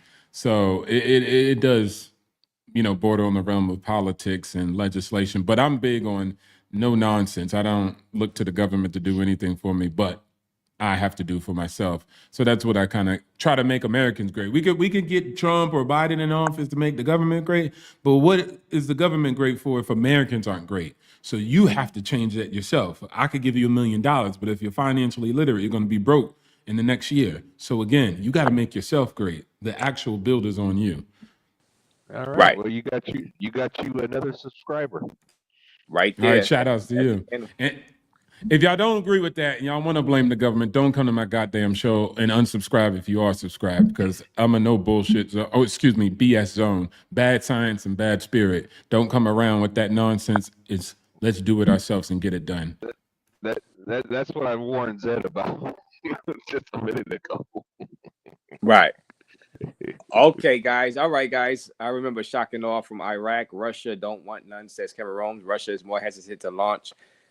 Yeah. Okay, guys. Yeah, we could talk about this all night. I see you guys got very knowledgeable. We could talk about this all night. But we're gonna end it here. I'm gonna end it with you guys up here. Shout out to everybody, all my moderators, Auto Will, you know what I'm saying? Carter 4 came through, you know. Shout out to everybody in the chat, including Zed, you know what I'm saying? Including Zed. Shout out to her, you know, and everybody who donated. T. Williams, Donnell, who's on the panel, Aubrey, you know, International Travels, Sunday Night Smoke, of course, and Infinite Observer. Shout out to everybody. Like I said, T-Mac, thank you for the Bitcoins earlier. You know what I mean? The Bitcoin earlier about to hit 100,000. It's pushing for 100,000 Bitcoin. So shout out to you, T-Mac, for that. Those little percentage of Bitcoins. I'm gonna hold that for 20 years, T-Mac, and see what happened. You know what I'm saying? But thank you, everybody, man. Shout out to everybody. We'll be back live. Thank you. Like I said, thank you, T-Mac, for that. You know what I'm saying? That's a creative way to donate, and I highly appreciate you. You know what I mean? That forces me to save. That forces me to save and hold. You know what I'm saying? Invest. So I like that. You know what I'm saying? You know. Thank you. So shout out to everybody. Until tomorrow, I'm Razor Raze. Razor, before you end it. My bad, but you mind if I ask Obstacles just one more question? I just want his opinion on one. All right, go ahead.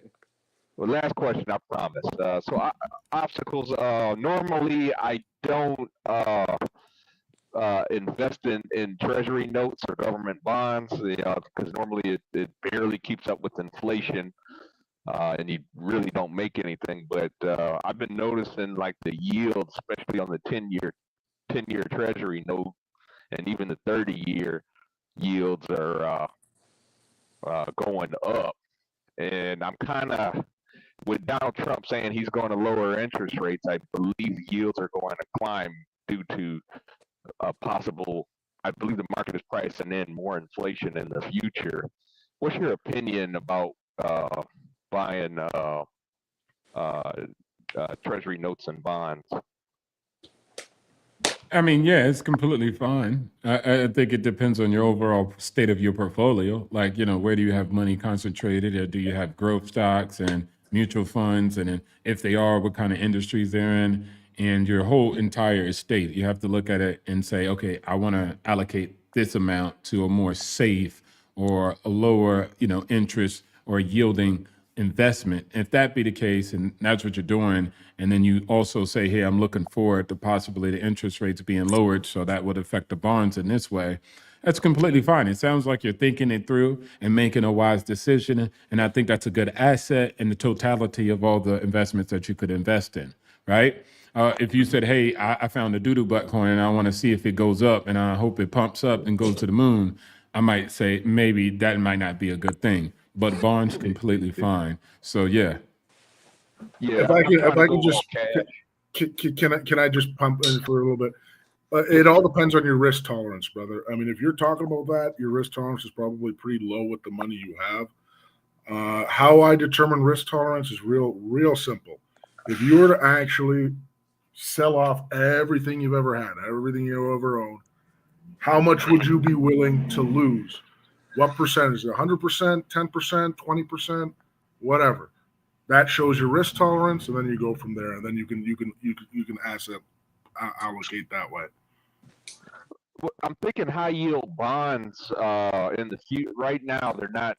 Right now, they're not going to be in demand now. But I'm thinking, and I'm talking within the next 5 to 10 years. I do believe high yielding bonds are going to be the way to go. So I'm trying to go to a cash, well, not necessarily cash position, but I am trying to liquidate my assets, and so I could buy more bonds.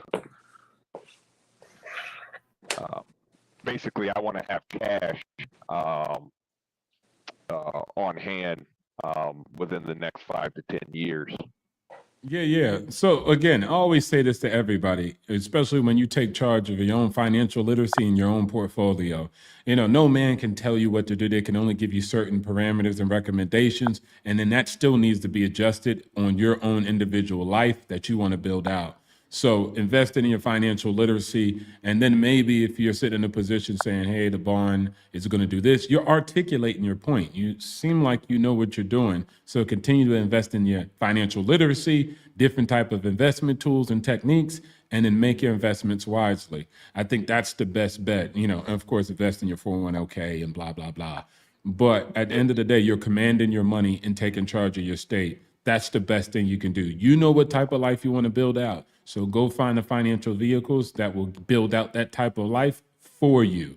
And then I think that's the best bet because, like I said, you're the best custodian of your own affairs. You might listen to another guy and he off in the corner and he got, a goddamn side piece. He in debt over here because he took out on a Lamborghini. And so you really never know who you're talking to, or he never done the research into the assets you're looking into. He just learned it when he graduated from college and got the degree. And so you might not want to go with that advice. Best to do your own and control your own estate. Like I said, figure out your risk tolerance. Just by talking about that, you're low risk, I think. And I think you're the type of guy who's not going to like to see fluctuations in your portfolio if you're talking about, bonds and keeping cash and et cetera. I think, again, I don't know. Only you can, like Opportunity said, only you can determine that, man. That's on you. Plus, how much money are we talking, right? I mean, don't say it, but I mean, is like that. That's another factor. So Anyway, I know Razor wanted to end this like an hour ago. Yeah, my bad, Razor. It's just, I have a high school diploma, so I ask people that are Wait, hold more on. Stop that. educated than Stop I that. It don't matter. It don't matter if you got a high school diploma. You get what I'm saying is even if you go to college, they're not teaching you this type of stuff. They're teaching you about the history and different type of metrics, but they don't teach you how to manage a portfolio from the retail's perspective. That's kind of like new. Most of it is mostly for institutional money, information out there. So again, just take charge of your own estate. And it sounds like you're doing it already. So continue to explore, continue to listen to other people talk about different types of formulas. And then you'll be able to break down the tools yourself. You know what I'm saying? How do you figure out to become a better farmer? By you looking at other farmers, seeing the techniques that they're utilizing, starting up your own field and planting your own seeds. And then that's how you grow as an investor from retail to sophisticated. So again, just continue to invest in yourself the most, right? As far as your education about investments, and then also make your investments wisely over the time frame, and you'll grow and develop if you continue. Doesn't matter your college degree or nothing. That's irrelevant. Financial literacy is the focus, not a degree. Okay. Well, thank you, sir. I value And you're not saying, hey, do I spend it on Jordans? So that's the good part. I'm telling you, it's not that complex. Yes, sir. Thank you, sir. I really appreciate the advice. Seriously, I do. All right. Well, thank you, Chris Cash, Darnell. Obstacles to Opportunity. Subscribe to Obstacles to Opportunity channel is dropped in there in the chat right there. Hit that sub button on our way out. Shout out all the mods and everybody in the chat. Everybody who donated. I'll be back live, tomorrow. Like I said, Passport Bro Heavy live stream tomorrow. Shout out to everybody who watched and like I said, subscribe, sub up. Thank you, Chris Cash and Darnell. And thank you, Obstacles to Opportunity. I'm going to end it before you guys up here. Get some rest, guys. Get some rest. Tomorrow is another day. And we'll see if we are in a nuclear war by now. Let me stop. But we just see if we're going to have some de-escalation. You know what I'm saying? We'll see. Hopefully there's some de-escalation. And we'll take it from there. You know what I'm saying? Yeah. T-Mac.